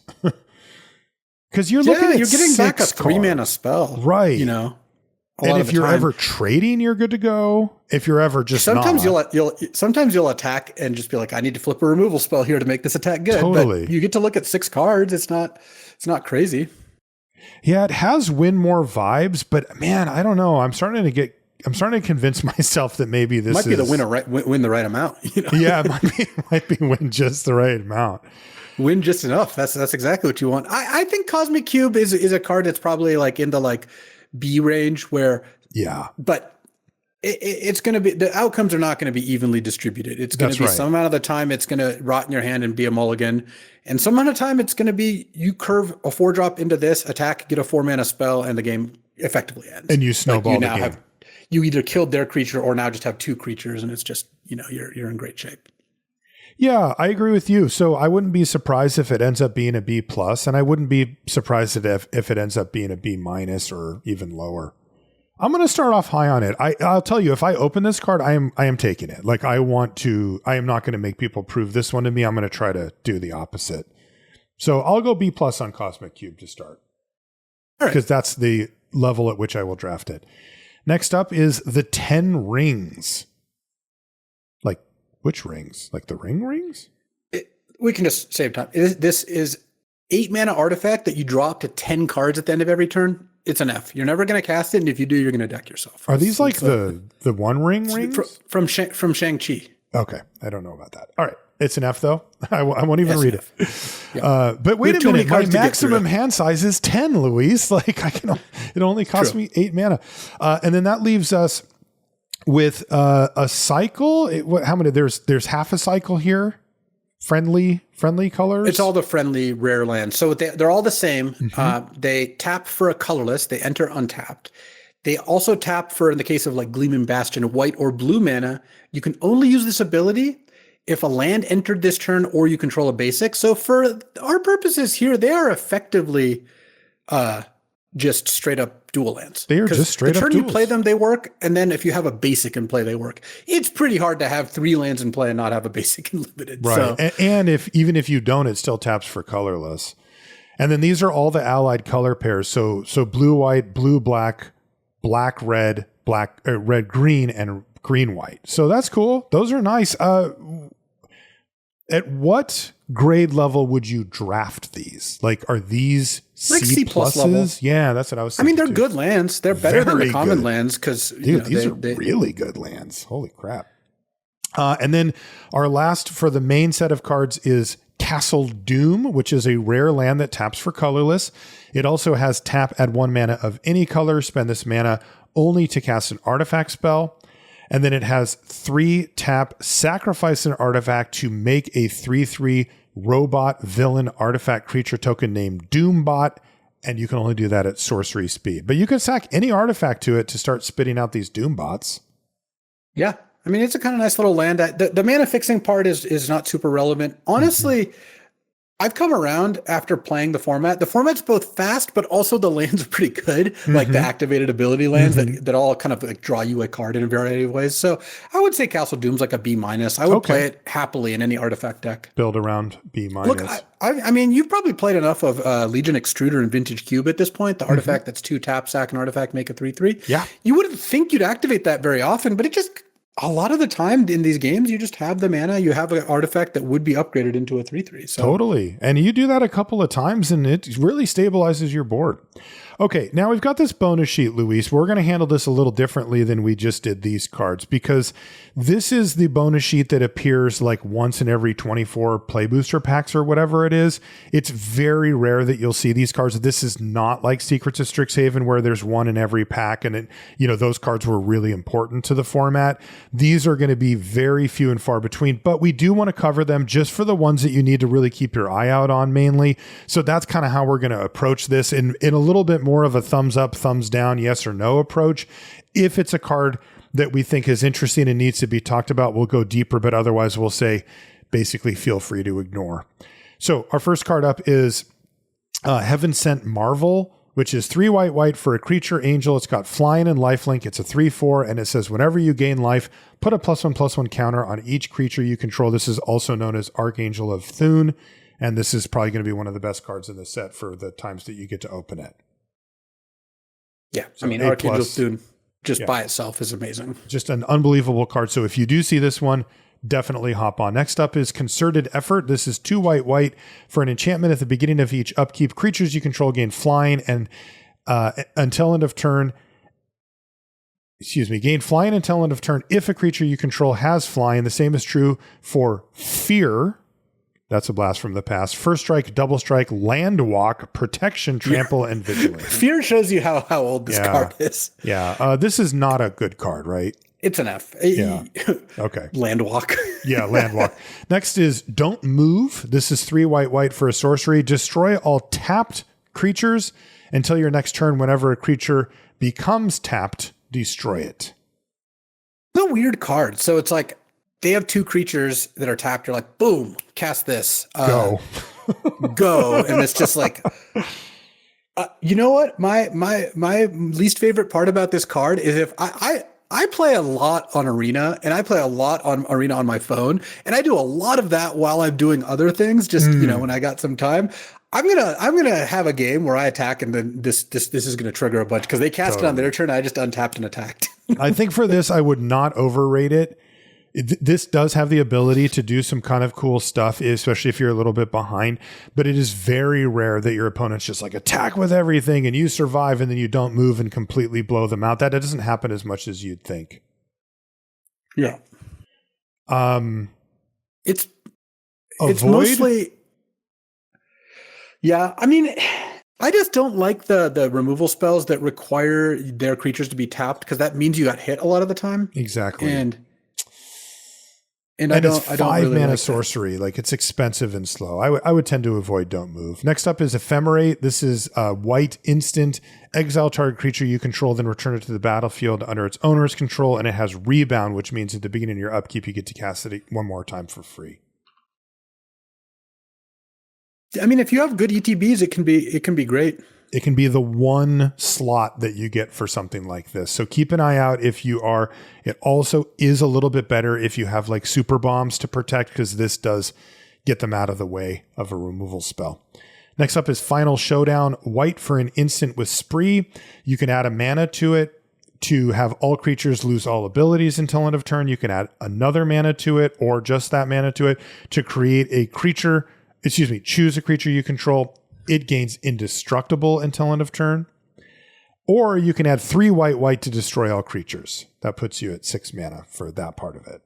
This was my first pick of one of the drafts, and it's white 3 to wrath. Yes. So the upside here is real, which is that if you get to 7 mana, the dream is that you get a kind of like pseudo Plague Wind where you make your best creature indestructible, then kill all creatures. Yeah, Doom Blast. Well, yeah, Doom Blast. That's what that is. And Doom Blast is a really good card. Incredible. And it's at instant speed. And it also has the flexibility of being a 1 and a white combat trick sometimes, or sometimes removing all abilities. That part I don't think comes up a ton. Yeah, I like Final Showdown. I think that overall, a 3 white instant speed wrath would be like a C because the mana cost is pretty rough. But you add in the fact that you can make this a Dune Blast, the fact that you can play it for a cheap combat trick. I would give a B to Final Showdown. I don't think this cracks the A range, though. Too hard to cast. Next up is Light of Promise. This is 2 and a white for an enchantment aura. Enchant creature. Enchanted creature has, whenever you gain life, put that many +1/+1 counters on this creature. I guess that one's pretty obvious. If you have a bunch of life gain, I guess you could go for it, but I would start off like F level for this card. Yeah, I don't think this is good. It's also even an aura that goes on a creature. Totally. Next up is Path to Exile. White instant exile target creature. Its controller may search your library for a basic land card, put it on the battlefield, tap it, then shuffle. I mean, this card's an A-. Like, we just know how good Path is. It's unbelievable. The key here is just don't cast this in the first, 5 turns of the game if you can avoid it. Yes. This is not there to kill their 2-drop unless it's really a bomb. Yeah, you really don't want to end up in a spot where you accelerated them and gave them meaningful mana. So the later you can wait to cast this, the better. But it's still really good because it's still 1 mana. Yeah, and you can double spell and kill their expensive thing. Next up is Return to the Ranks. White X sorcery with Convoke. Return X target creature cards with mana value 2 or less from your graveyard to the battlefield. There's a slight build around element, but I've really never seen this type of card be great.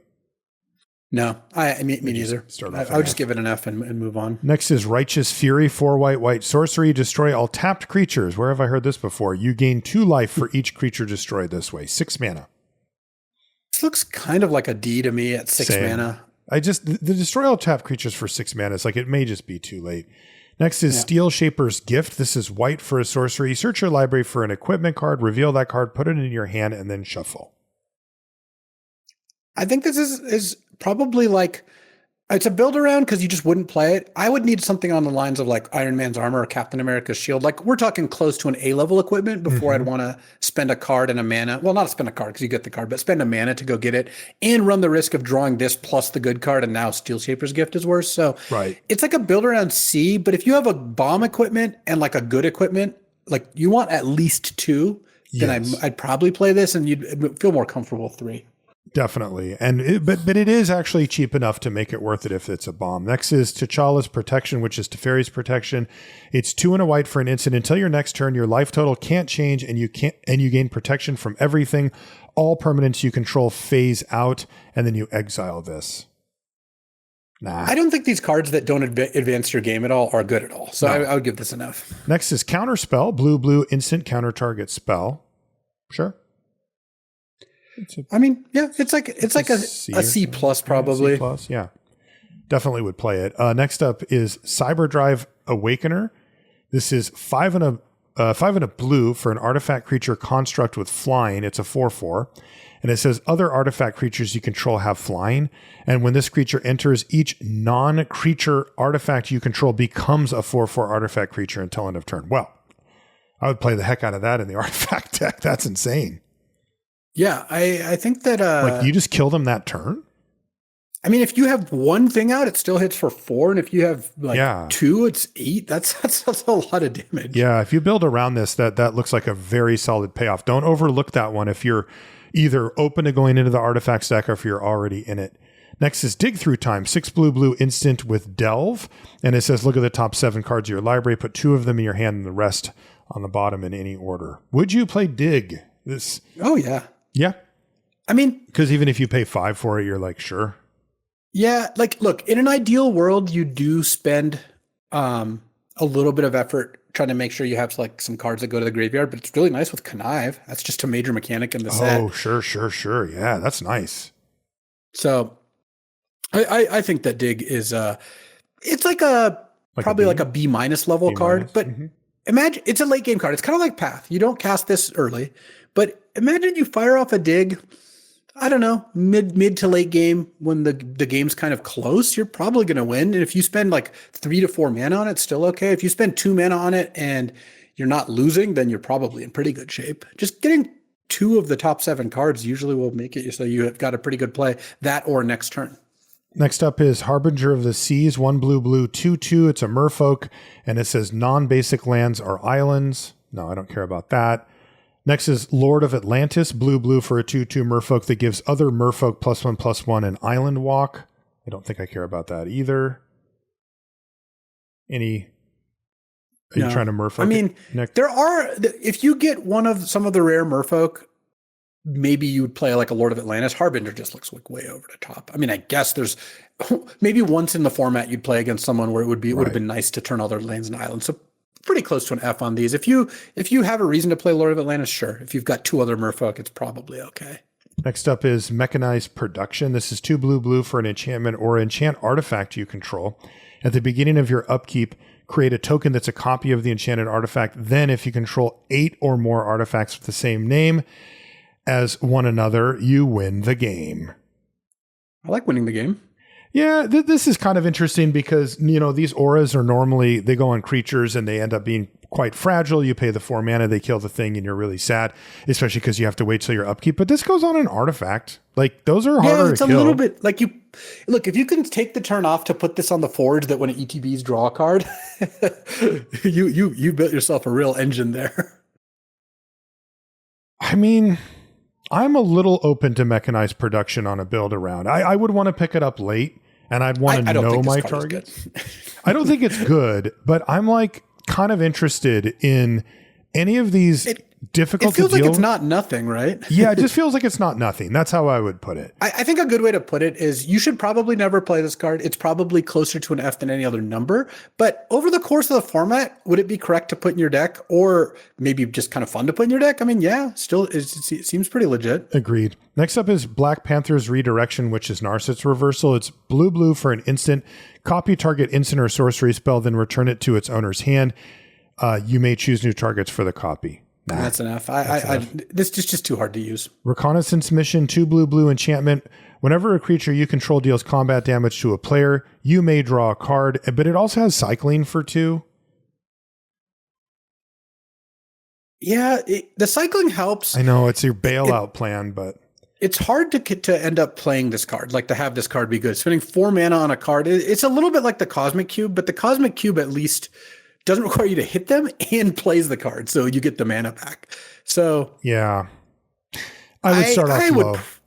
Yeah, I would lean towards just not playing the Reconnaissance Mission. I think also if your mental shortcut is still, I could just cycle it for 2 and it's kind of free, you're wrong. Like that is a very big hit to your tempo, and that matters a lot. Next up is Show and Tell. 2 and a blue sorcery. Each player may put an artifact, creature, enchantment, or land from their hand onto the battlefield. That's going to be an F. Yeah. Next is Simulacrum Synthesizer. This is 2 and a blue for an artifact. When this creature enters, scry 2. Whenever another artifact you control with mana value 3 or greater enters, create a 0/0 colorless construct artifact creature token. With this token gets +1/+1 for each artifact you control. So you need to cast expensive artifacts after you play this one? If you cast 2, you're well ahead. If you cast 1, I mean, imagine you cast this on 3 and you scry 2, and then turn 4 you cast a 4 mana artifact and you got a token. You kind of spent 3 mana to scry 2 and get a token on 1 turn delay. Like that's, not There's terrible, a build around but component there. Obviously something there. Once you get your second artifact, you're well and clear ahead. Yeah, I agree. So, I kind of like build around for Simulacrum Synthesizer. Kind of interesting, actually. I mean, certainly build around. The question is it like a builder on B, builder on D, builder on C? I think it's a builder on B. Like, yeah. The upside here is quite good. Definitely. It's giving you onboard material that can take over. Next is 3 steps ahead. This is blue for an instant with Spree. You can add 1 in a blue to counter a spell. You can add 3 to create a token that's a copy of target artifact or creature you control. And you can add 2 to draw 2 cards and discard a card. That's a good card. Yeah. I mean, it's double. You should probably consider this double blue because you're going to want to pay 1 blue as cancel. That's like the baseline of the card where you can spend 3 mana to interact. But getting a clone or getting a draw 2 and discard a card, all those things are good. I'd say this just adds up to a B overall. I agree. Just a solid, combination of things there. Next is Widowmaking Infiltrator, which is Douthie Voidwalker. Oh, wow. Black for a 3/2 with Shadow, which means it can't be blocked or block only other things with Shadow. And it says if a card would be put into an opponent's graveyard from anywhere, instead exile it with a void counter on it, and you can tap and sack the Voidwalker or the Infiltrator in this case to choose an exile card an opponent owns with a void counter on it. You may play it this turn without paying its mana cost. I mean, Douthie Voidwalker is a good card. Yeah, it's a 3/2 unblockable with this really nice extra ability. Yeah, I mean you're. This card's one of those cards that's super uncomfortable to have in play. Very like on the opposing side. You're always just like, wow, they're just 1 removal or discard away from just casting my best card in play or in hand. Mm-hmm. And then it also just clocks for 3 a turn. Yeah, and turns off any graveyard synergies while it's at it. I would say probably like A- on Douthie Voidwalker. It's really strong. Yeah, B+ A- range for sure. It's super, super dangerous. Next up is Deadly Dispute. 1 in a black instant as an additional cost to cast a spell, sack an artifact or creature, draw 2 cards, and create a treasure token. That is a very good card. Deadly Dispute has proven its mettle over time. And I would, it's a C+ or something like that if you're in that deck. I agree. I would say C+ for Deadly Dispute. There's just a lot of ways to use it, and it ends up being pretty good if you're getting full advantage of it. Extinction Event. 3 in a black sorcery. Choose odd or even. Exile each creature with mana value of the chosen quality, and they even have the snap right on the thing. I mean, that's too good. Yeah. Good card though. Yeah. Extinction Event pulls its weight for sure. It's kind of a wrath, but you can usually kind of make it so that you're getting a pretty big advantage out of it. Like you're obviously this is coming and they don't, so you can end up setting it up like, okay, well, I'm going to, trade off my even creature for your odd creature and then cast it naming even now that I have no even creatures in play anymore. Exactly. Yeah. I like B+ for Extinction Event. I think that is one of the I might even cards. go A-. Maybe A-. It feels like you can use this one pretty effectively. Yeah. Definitely. Next up is Final Act. It's 4 black for a sorcery. Choose 1 or more. Destroy all creatures, destroy all planeswalkers, destroy all battles, exile all graveyards. Each opponent loses all counters. More or less, it's a wrath, a 6 mana wrath. Not a lot of battles, but yeah, it's a wrath. Mm-hmm. 6 mana, just straight up wrath. There's no planeswalkers in this set, right? Yeah. So, sure. I mean... I'm not that. They have a lot of wraths here. They really do. And these random ones, you're going to get whammied by these pretty often. I would probably give it like a C. I don't know. I'm not the highest on like a C, because the problem with every mana that a wrath goes up, the more turns it takes for you to get there, which is the fewer turns you can do of not playing creatures. Because like imagine a 4 mana wrath. You go Right. like turn 2, no creature, they play a creature. Turn 3, no creature, they play a creature. Turn 4, you're like Wrath. Or maybe they're even on the play and you get to Wrath 3 creatures, assuming they didn't get suspicious. A 6-mana Wrath, like, you got to start playing stuff that makes the Wrath worse. Sometimes you don't hit your 6th land. So it's like, do you plan on playing around this? You have 5 lands and play none in your hand. You have this in your hand.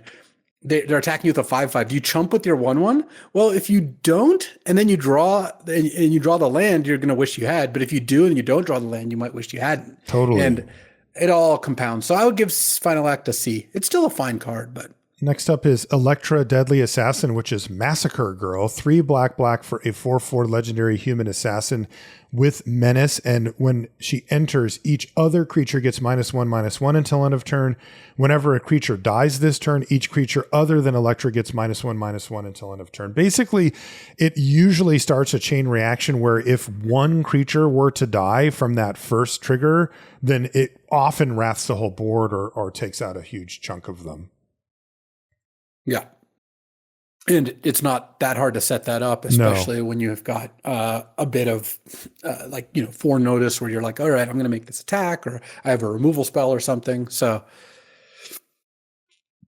this card played awesome. I would just give it an A. Like Massacre Girl, Yep. it can sometimes just clean the whole board, leave you the 4/4 menace. Sometimes it just kills their 1/1, and that's all. That's enough. Yep. Or kills their 1/1 and their 2/2. It can go pretty deep. It really can. Next up is No Mercy, 2 black for an enchantment. Whenever a creature deals damage to you, destroy it. This card's kind of confusing because I can imagine playing this card at 20 and feeling like, this is great. Like I'm going to play this card and it's just going to be really, really strong. But I can also imagine playing this card at 10 and it does nothing. Right. Or very little. They just kill you. It almost feels like a life gain build around card. Yeah, it does. Because if you can buffer that life total, you start to get into the territory where your opponent cannot produce enough damage with the rest of their deck to kill you, which is kind of cool. But doesn't happen very often, and there's not a strong life game sub-theme here, and you need it to be repeat life gain where you can really kind of, go above and beyond in those scenarios where you've fallen behind. I would probably just start this off at an F. Yeah, I think so too. I just don't think it's really going to effectively work out. Next is Chaos Warp.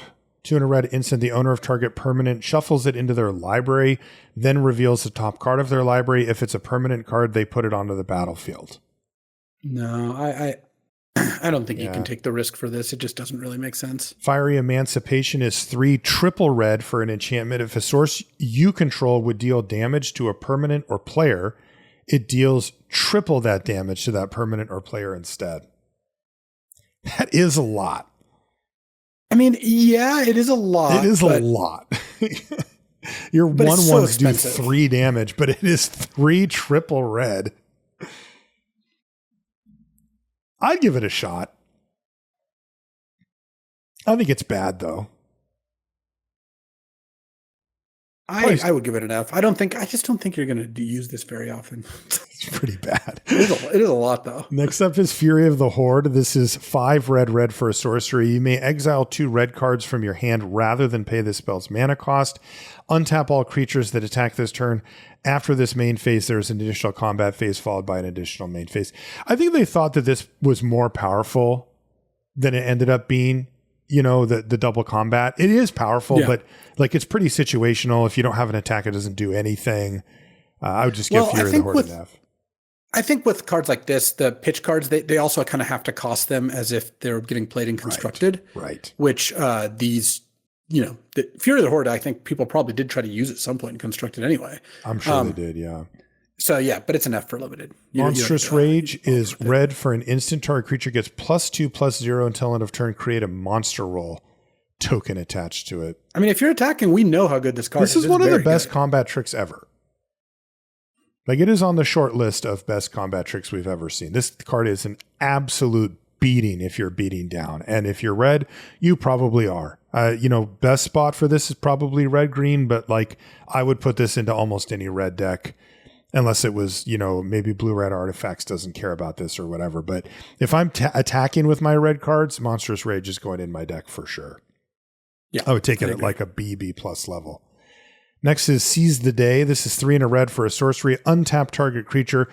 after this main phase, there is an additional combat phase followed by an additional main phase. And then it also has flashback for 2 in a red. And I don't No, this is the same deal. You shouldn't play the extra attack cards. That leads us to Bedlam, which is 2 red enchantment. Creatures can't block. Let's finish this game up right quick. That is what it does. I mean, it is. If you cast this card, the game is going to end one way or another. That's right. Is it good? I'm not willing to say that. Yeah, I don't think it is. No, it's not. I mean, because you can get temporary one-sided effects of this that don't expose you to the crackback. And then, of course, if you're behind, it's terrible. If you're at parity, it's precarious. And you're the one spending the 4 mana to get this for both players. That's really there's just too many ways this goes wrong. So. Next is Grim Fate, which is 2 and a green. Oh, it's Beast Within. So it's instant destroy target permanent. Its controller creates a 3/3 green beast creature token. Cool and constructed because you can knock out key combo pieces and such. But in limited, that's just giving your opponent way too much. In fact, there's times when you're just straight up upgrading them by casting Beast Within. Yeah, no, I think you can probably pass on this one. It just doesn't do anything is the problem. Defense of the Heart, 3 and a green for an enchantment at the beginning of your upkeep. If an opponent controls 3 or more creatures, sacrifice this enchantment. Search your library for up to 2 creature cards. Put those cards on the battlefield and then shuffle. I really want to get your take on this because this is limited. Like they're going to have to play some stuff. Yeah, it requires them to have 3 creatures. So what's kind of tricky with this card is if you play it before they have 3 creatures, they can play around it and not get to 3. Mm-hmm. But if you wait till they have 3 creatures, you might be too far behind. Like you need to really pick your spot. I don't think this card is going to end up being good. I think that there are times when it will be good, but for this to be good, they have to have 3 creatures. You have to not be dead, and then you go to get 2 creatures, which probably puts you in a pretty good spot. You have to, I assume you have decent creatures in your deck. But I mean, you can get any 2 creature cards, right? Like the 2 you sure can. bombs and whatever. It is interesting to think that you could play this and then your opponent goes, haha, I'm only going to keep 2 creatures out. And you're like, okay, right? Like I'll play 4 and start beating you down. Like they can't do that forever. Like how are they going to win the game or not die if they only ever have 2 creatures out? So at some point you're going to go, well, there we go. And then we've seen the bomb level in this set is pretty high. That said, it does stone nothing. Like you've cast it and your opponent's just like attack you with everything and kills you. It doesn't really matter what creatures you have in your library. I would try it though. I think it's kind of interesting. I would need 2 very good targets though. Like I would want 1 like certified bomb. And 1 the green land cycler helps because it's a way to get like some more 6s into your deck without too much of an issue. Yeah, I want 6s and 7s. I want 5 mana mythics. I want that kind of stuff. I really want that payoff to be like, okay, it popped off, you lose. I'd try it though. Overall, I guess it's probably not that great. Yeah, I agree. I think it's fine. Like I think there are some times when it's going to be really strong, but I think overall it really is not that great. I agree. Here's the rare bonus sheet sideboard card. Force of Vigor, 2 green instant. If it's not your turn, you may exile a green card from your hand rather than pay this spell's mana cost. Destroy up to 2 target artifacts and or enchantments. I assume you don't main deck this, right? Yeah, no, I do think it's a sideboard card. Next up is Heroic Intervention, 1 and a green instant. Permanents you control gain hexproof and indestructible until end of turn. It can do something, but man, that is a very defensive spell. I really want my combat tricks. I don't like the cards that you spend a bunch of mana and then what you get is to protect your team, but you don't get any like buffs to their stats or anything like that. I don't either. Next is also Heroic Intervention. And next is also Heroic Intervention. What is going on here? Yeah, we can just skip over it. Next is Primal Vigor. This is 4 and a green for an enchantment. If 1 or more tokens would be created, twice that many tokens are created instead. Is that for me? Is that for everybody? If 1 or more +1/+1 counters would be put on a creature, twice that many. Yeah, no, okay, I'm not doing that. Oh, next is Rancor. Wow, this is a good one. Green for an enchantment aura enchants a creature. The creature gets +2/+0 and trample. But here's the thing. When this aura is put into a graveyard from the battlefield, return it to its owner's hand. Legit. It just comes back to your hand. Yeah, no, this card's great. The only thing you have to consider with this is that the Rancor has to go from the battlefield to the graveyard. So you have to resolve it. Then they kill your creature and you can get Rancor back. But if they kill it in response, or if they bounce your creature or exile your creature, you still get it back. Yes. But if they do it in response, you don't. Rancor is not when the creature dies, which is pretty different than a lot of cards like this. It is. This is a good card. It's really annoying, especially if you have like tokens and stuff. Like it just turns any creature into a threat. I would take Rancor high.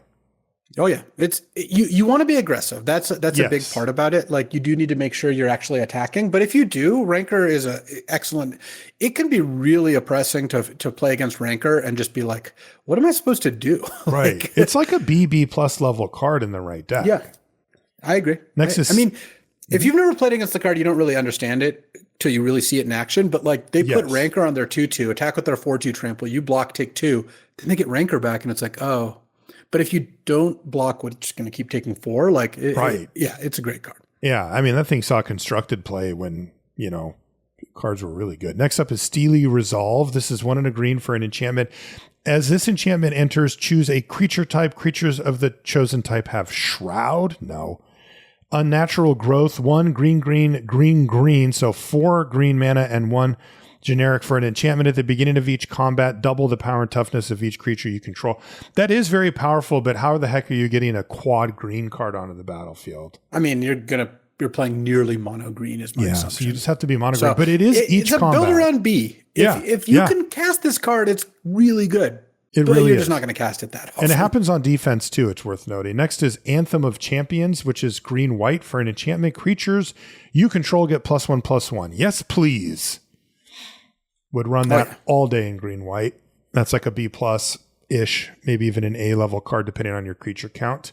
Next is Monica the Marvel, which is Aurelia the War Leader. 2 red, white for a 3/4 legendary creature angel with flying, vigilance, and haste. And whenever Monica attacks for the first time each turn, untap all creatures you control.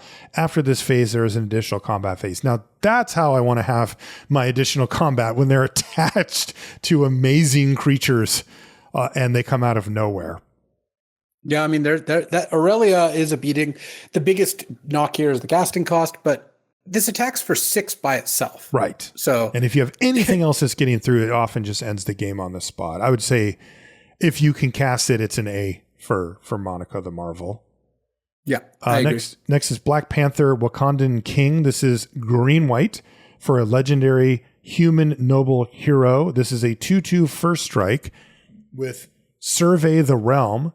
Whenever Black Panther or another creature you control enters, put a +1/+1 counter on target land you control. And Mine Vibranium, 3 mana, move all +1/+1 counters from target land you control onto target creature. If 1 or more +1/+1 counters are moved this way, you gain that much life and draw a card. And by the way, that does not have a timing restriction. So you can do that at instant speed, apparently. Well, that is completely absurd. I mean, 2 mana, 2/2 with first strike. You put a counter on a land by itself, and then as the land gets stacked up, you get to mine all those and get to draw a card, and you get to. Oh man, yeah, this is great. Yeah. I think Black Panther looks like an A-. It does to me too. You invest 2 mana to start, and then it just from there it becomes awesome. So these are the designs that didn't quite make it into the main file, but that they liked. Is that what we're looking at? Like honorable mention? I guess so. I'm not sure. Because next is Captain America First Avenger. This one costs 3 different colors. Guess what they are? They're red, white, and blue, Luis. Oh, there we go. You one of each for a 4/4 legendary human soldier hero with Throw, which is 3 mana, unattach an equipment from Captain America. He deals damage equal to that equipment's mana value divided as you choose among 1, 2, or 3 targets. And then Catch, which is at the beginning of combat on your turn, attach up to 1 target equipment you control to Captain America. Yeah, this is more what I was thinking when I was talking about it. Where's the cap that throws the shield? Yeah, that's pretty cool. I mean, that is, I get why this isn't necessarily the best choice for the main set version of it. This is kind of complicated and whatever, but this is cool. The question is casting cost, right? You do need to splash this in your white, red, or blue, white deck or whatever. But it's worth it if you do. I don't think it doesn't look like it'd be that hard to splash. There's a lot of a lot of ways to splash in this format. So, yeah. I mean, you do need an equipment. By itself, it's a 3-mana 4/4, and it's kind of hard to cast too. Mm-hmm. Like, it's not just a 3-mana 4/4. So, if you get equipment, I mean, that's just an engine. Every turn, you're paying 3 and dealing a couple damage. Nothing wrong with that at all. Yeah, I like that. I like, BB plus for Captain America First Avenger because of casting cost and the equipment thing. But once you get it going, it's going to feel a lot more like an A. Next is Escape to the Wilds, 3 green red for a sorcery. Exile the top 5 cards of your library. You may play cards exiled this way until the end of your next turn. You may play an additional land this turn. Is he just like embedded in the ground? No, he's in the air. Oh, he's flying down. The perspective, yeah, that's great. That's Hulk. He just loves doing that. He's escaping. This is a good card. Not the type of card that this color pair normally gets, but like this legitimately is one of those cards that you can be playing a pretty close game and then somebody casts this and it's not a close game anymore. Yeah, I mean, it's in the late game. It's a draw 5. Yeah, it is. And it's not too hard to imagine that this card really just taken over. You don't really want to cast it on turn 5. I mean, you can, but that runs the risk of you not getting to get full value from it. So ideally, you're casting this on like 6 or 7, where you're like, cast this, play a land, play another spell, next turn, play all the spells. You want to get all the cards out of this if you can. So definitely. But I mean, it plays like if it's your 1 card draw spell, like a B, right? Yeah, definitely. It's a really strong card. Draw 5s are kind of cool. Next is Fight to the Death, which is red-white for an instant. Destroy all blocking creatures and all blocked creatures. No. It's really hard to get too much of an advantage out of this, especially in like red-white. Like, you're not getting a bunch of free tokens or anything like that. I think it's supposed to be like your tokens go in and they're like, sure, I'll block. But you're kind of trading them up or something. Is that kind of the... Yeah, I mean, I think it is supposed to be played with tokens, but I don't know. I'm not. Yeah, no. I would say F for Fight to the Death. Next is Iron Man, Titan of Innovation. So this is second place design Iron Man. This is 3 blue-red for a 4/4 legendary artifact creature human hero with flying and haste. So 5 mana 4/4 flying haste. And he has Genius Industrialist. Whenever Iron Man attacks, create a treasure token. Then you may sacrifice a non-creature artifact, like the treasure token. If you do, search your library for an artifact card with mana value equal to 1 plus the sacrificed artifact's mana value, put it onto the battlefield tapped, and then shuffle. So birthing pods. It makes a treasure, and then you can birthing pod. That is definitely a Genius Industrialist move. Is this the type of card, though, that just like they end up being dead before you get to do any of the cool stuff because you're slamming him for 4 with a 4/4 flying? Not entirely. Like you could definitely imagine this, the ability being really good. But even as just like a Goldspan dragon of sorts, this is really nice. It is really nice. Yeah, I mean, I like it, and it has an interesting, if a little complicated design. Oh yeah, I mean, you're also complicated just designs are their favorite thing. They are. They love it. Yeah, treasure tokens are good too. So yeah, I mean, this looks like an A-ish card to me. I would say it's an A. Yeah. I mean, 4/4 flying haste that makes a token. That's basically an A. Yeah. And then when you get to use the birthing pod effect, that's even better. But yeah, I think we've learned that these cards are mostly reprints, but the ones that aren't, and that have, a big superhero name on them, pay definite attention to those. Next is Privileged Position.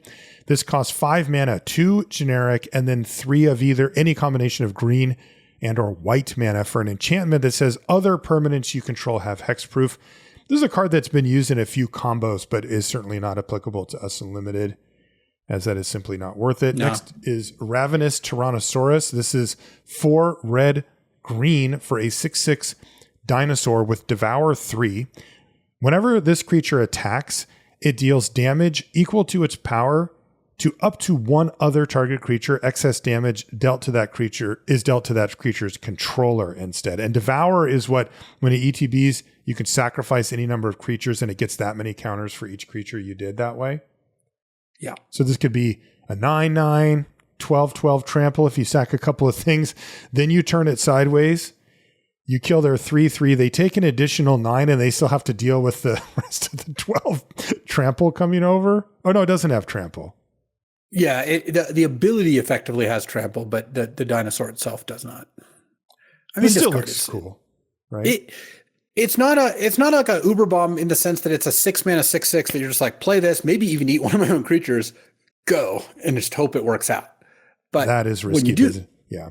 When you do get to have it work, though, it is really good. Yeah. And I mean, I think the baseline play is just to not devour, right?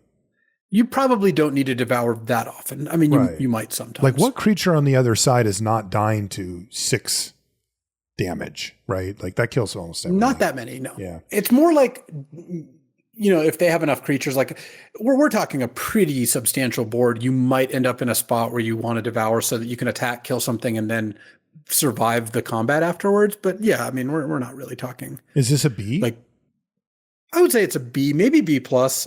I mean, it's a 6-mana 6/6 that if it attacks you, you're very close to win the game. Definitely. Next up is Storm, Force of Nature. This is 1 green, blue, red for a 3/4 legendary mutant hero with flying and vigilance and ceaseless tempest. Whenever Storm deals combat damage to a player, the next instant or sorcery spell you cast this turn has Storm. which is really funny. That doesn't really do anything though, right? I'm not saying not literally anything, but like it doesn't even copy it unless you can also cast something else. You have to play a 3-color card, hit them with your creature, which is a 3/4 flying vigilance. Pretty free to hit them with that. Mm-hmm. At which point the next spell you play has Storm, but you need to play something first in order to get that instant or sorcery to really Storm. So we're talking like the 3-color input, hitting them, playing a spell, then copying a spell. That's a lot of work to copy one spell, but a 3-mana 3 or 4-mana 3/4 flying is still pretty good. I mean, obviously the colors make it a little tougher. Right. Yeah, this looks mid to, like maybe like a B or something. Like the colors are tough to get this thing going. Yeah. I mean, I think the color is pretty relevant that the colors are difficult to cast. Definitely. Next is Sundering Growth. This is 2 mana, and you can pay any combination of green and or white mana to cast it. It's an instant that says destroy target artifact or enchantment, then populate. So this is going to be a sideboard card. Yeah. Maybe. Next is War Leader's Call. This is 1 red, white for an enchantment. Creatures you control get +1/+1, and whenever a creature you control enters, this enchantment deals 1 damage to each opponent. Yes, please. Yeah, this card's great. It's very simple. Play this, play some creatures. Yes. I would just say it's an A. It's an A. If you have this out, the game is not going to go on that much longer. Your opponent's going to get ground down by all your creatures being bigger and pinging them. Next up is Wolverine, Best There Is. This is 1 green red for a 2/2 legendary mutant berserker hero with unrivaled lethality. Double all damage Wolverine would deal. And then it says at the beginning of each end step, if Wolverine dealt damage to another creature this turn, put a +1/+1 counter on him. And then they brought it back, Luis, and it actually makes sense. He has regeneration. You can pay 1 and a green to regenerate Wolverine, which is an old mechanic that they sunsetted, but it's just too good to not put on here, which basically says if he would take lethal damage, remove him from combat instead, tap him, and he doesn't die. That seems great. That's literally what he does in the comics. So I mean, it makes it, like I said, it makes total sense. And the double damage really is good here. We like to talk about threat of activation. And this actually has that, where you attack with just a 2/2, but they're taking 4. Like, they can't just ignore this thing. And if they start blocking it, then you start regenerating it, and it probably kills whatever was blocked, and then it even starts growing. So this is a very annoying card, like legitimately really annoying. I think the biggest question is, do you wait till turn 5 to keep up regeneration? And I think you probably do. Because if this thing sticks around, even on blocks, I don't see how they're... Like, what board state is your opponent going to be comfortable with this card? Like, it's so difficult to get rid of. Yeah, I mean, they're going to want to try to kill it if they can. Right. So I would want to try to close that window and probably wait till turn 5, play it, have regeneration up, and be like, go, you deal with this. Where if you run it out on 3 and they go, oh, thank God, untap and kill it, like, you kind of let them off the hook. I think it really makes sense. Like, it makes more sense once you know what you're playing against. Because if you're playing against white, I don't think it matters that much because their removal spells are like exiles and stuff like that aren't really. You're not going to be able to stop it. So, I would give Wolverine a very high grade, though. This card seems extremely annoying. Like, I would give it like a B plus, A minus level. I'm not quite ready to go A minus, but I think B plus. I mean, it's the kind of card that when it's good, it really will be very difficult to deal with for sure. But I think that I do think that it's still, there's going to be a lot of games. This is answerable with a variety of things. Man, it feels pretty narrow. There's a few, but like it's got to be Exile. Like even Destroy doesn't do it. Yeah, Bounce is also fine though. It doesn't have trample. You can start chumping it. Like there's just a lot of ways to lose the game with this card. Yeah. So that's the only thing I'm concerned with. Next is Horn of Greed, which we're not going to be playing, but it is funny. It's 3 mana for an artifact. Whenever a player plays a land, that player draws a card. You want to see some nonsense take place? Play a Horn of Greed. The problem is that you're the one paying for it and using that first card, and that's a difficult thing to overcome. So F for Horn of Greed, but it is funny. Next is Doom variant, which is Roaming Throne. This is 4 mana for an artifact creature golem. It's a 4/4. It has Ward 2, and it says, as this creature enters, choose a creature type. This creature is the chosen type in addition to its other types. If a triggered ability of another creature you control of the chosen type triggers, it triggers an additional time. That is a whole lot of words, but it does play out pretty cleanly when you play it. Pretty dang strong card. It's a 4 mana 4/4 with Ward 2 that has upside. I mean, it's seen modern play. And the upside is pretty real. Like a lot of things trigger, like you name villain and you play this in your villain deck, you're going to get a lot of free value over the course of the game. Yeah, I like B plus for Doom variant / Roaming Throne. It's a really good card. Yeah. Like that's a lot of stats and it's a pain to deal with. Last card is Patriotic Shield. It's 3 mana for Sword of Fire and Ice. Good God. Artifact equipment. That's a card. Yeah. Equipped creature gets +2/+2 and has protection from red and blue. The equip cost is only 2. And whenever the equipped creature deals combat damage to a player, this equipment deals 2 damage to any target and you draw a card. I mean, this card is absurd. Unreal. Yeah. Complete beating. If you happen to play against either red or blue, which is going to happen, like 40% of the time or something? Great. If you don't, it's still good. And if you play against actual red-blue, it is completely unbeatable unless they can destroy the actual sword itself. Yeah. I would give it an A. Yep, same. It's really, really good. Yeah, completely amazing. Okay, there's our review. We are all done, Luis. Those cards, like I said, just as a reminder, the bonus sheet will show up very infrequently. But as we discovered, there are a number of A-level cards on there, so you do need to pay attention when they pop up. There are some Fs in there too, so don't get too excited if you see one. But there's some good stuff on there and definitely worth paying attention to. Overall, they pushed it, right? I mean, these are superheroes. Like, they're supposed to be the big, flashy cards, all the legends, them all being legends, for the rares. And Mythics is not surprising, and it will make, an even more powerful environment. We may be looking at a print set here by the time the dust settles. Kind of depends on how much. Yeah, I would not be surprised. There are some pretty unreal rares for sure. Absolutely. Okay, that is going to do it for this one. If you want to find us on social media, Marshall_LR and Luis is LSV. You can find Luis his YouTube channel where he's already got content for Marvel superheroes up there. So if you want to get the early look at it, you can find the link on the front page of lrcast.com or just look up LSV on YouTube and you'll find his channel there. And he's already got some stuff. So you want to get the early track. That's how you do it. We want to thank our supporters over on Patreon, as well as our sponsor Ultimate Guard for their support of the show as well. That's going to do it for this one. Thank you so much. We'll see you next week. So, Marshall, I can't see the card privileged position without remembering a really funny time. So, Ravnica, the original Ravnica, there's Ravnica block constructed on Magic Online, and these were tournaments every week. And block constructed is weird. So, it was Ravnica, Guild Pact, and Dissension. And those are the only sets that are allowed, right? Those 3 sets. And there was a pretty competitive, intense community of people playing these because these tournaments on Magic Online had real prizes.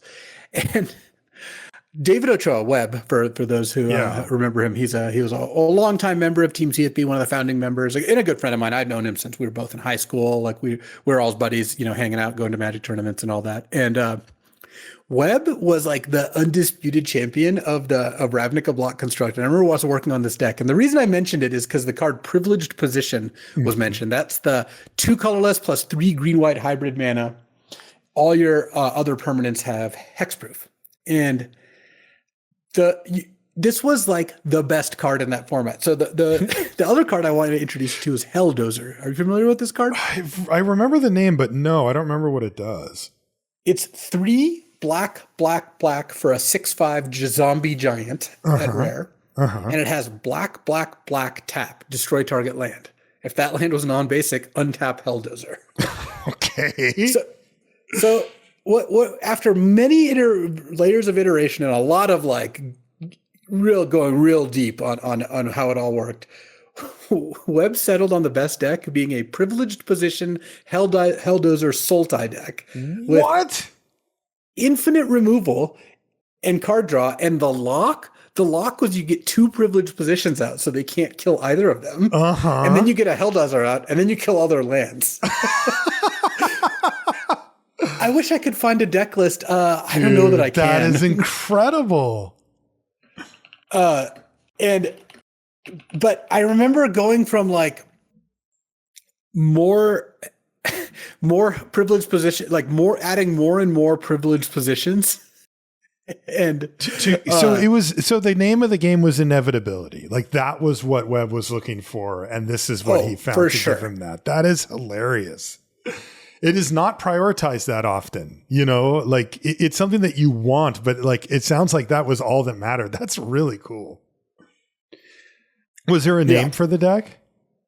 I don't think we even really ended up getting to a name, but I remember him playing this deck over and over. And I remember being so slow. Like he just kept doing things to make it slower and better in the mirror, and it got really inbred. The whole thing was just ridiculous. I just remember playing Privileged Position into Privileged Position, and just that was the lock. And then you slam the dozer. Yep, and the dozer closes the door. So yeah. That's incredible.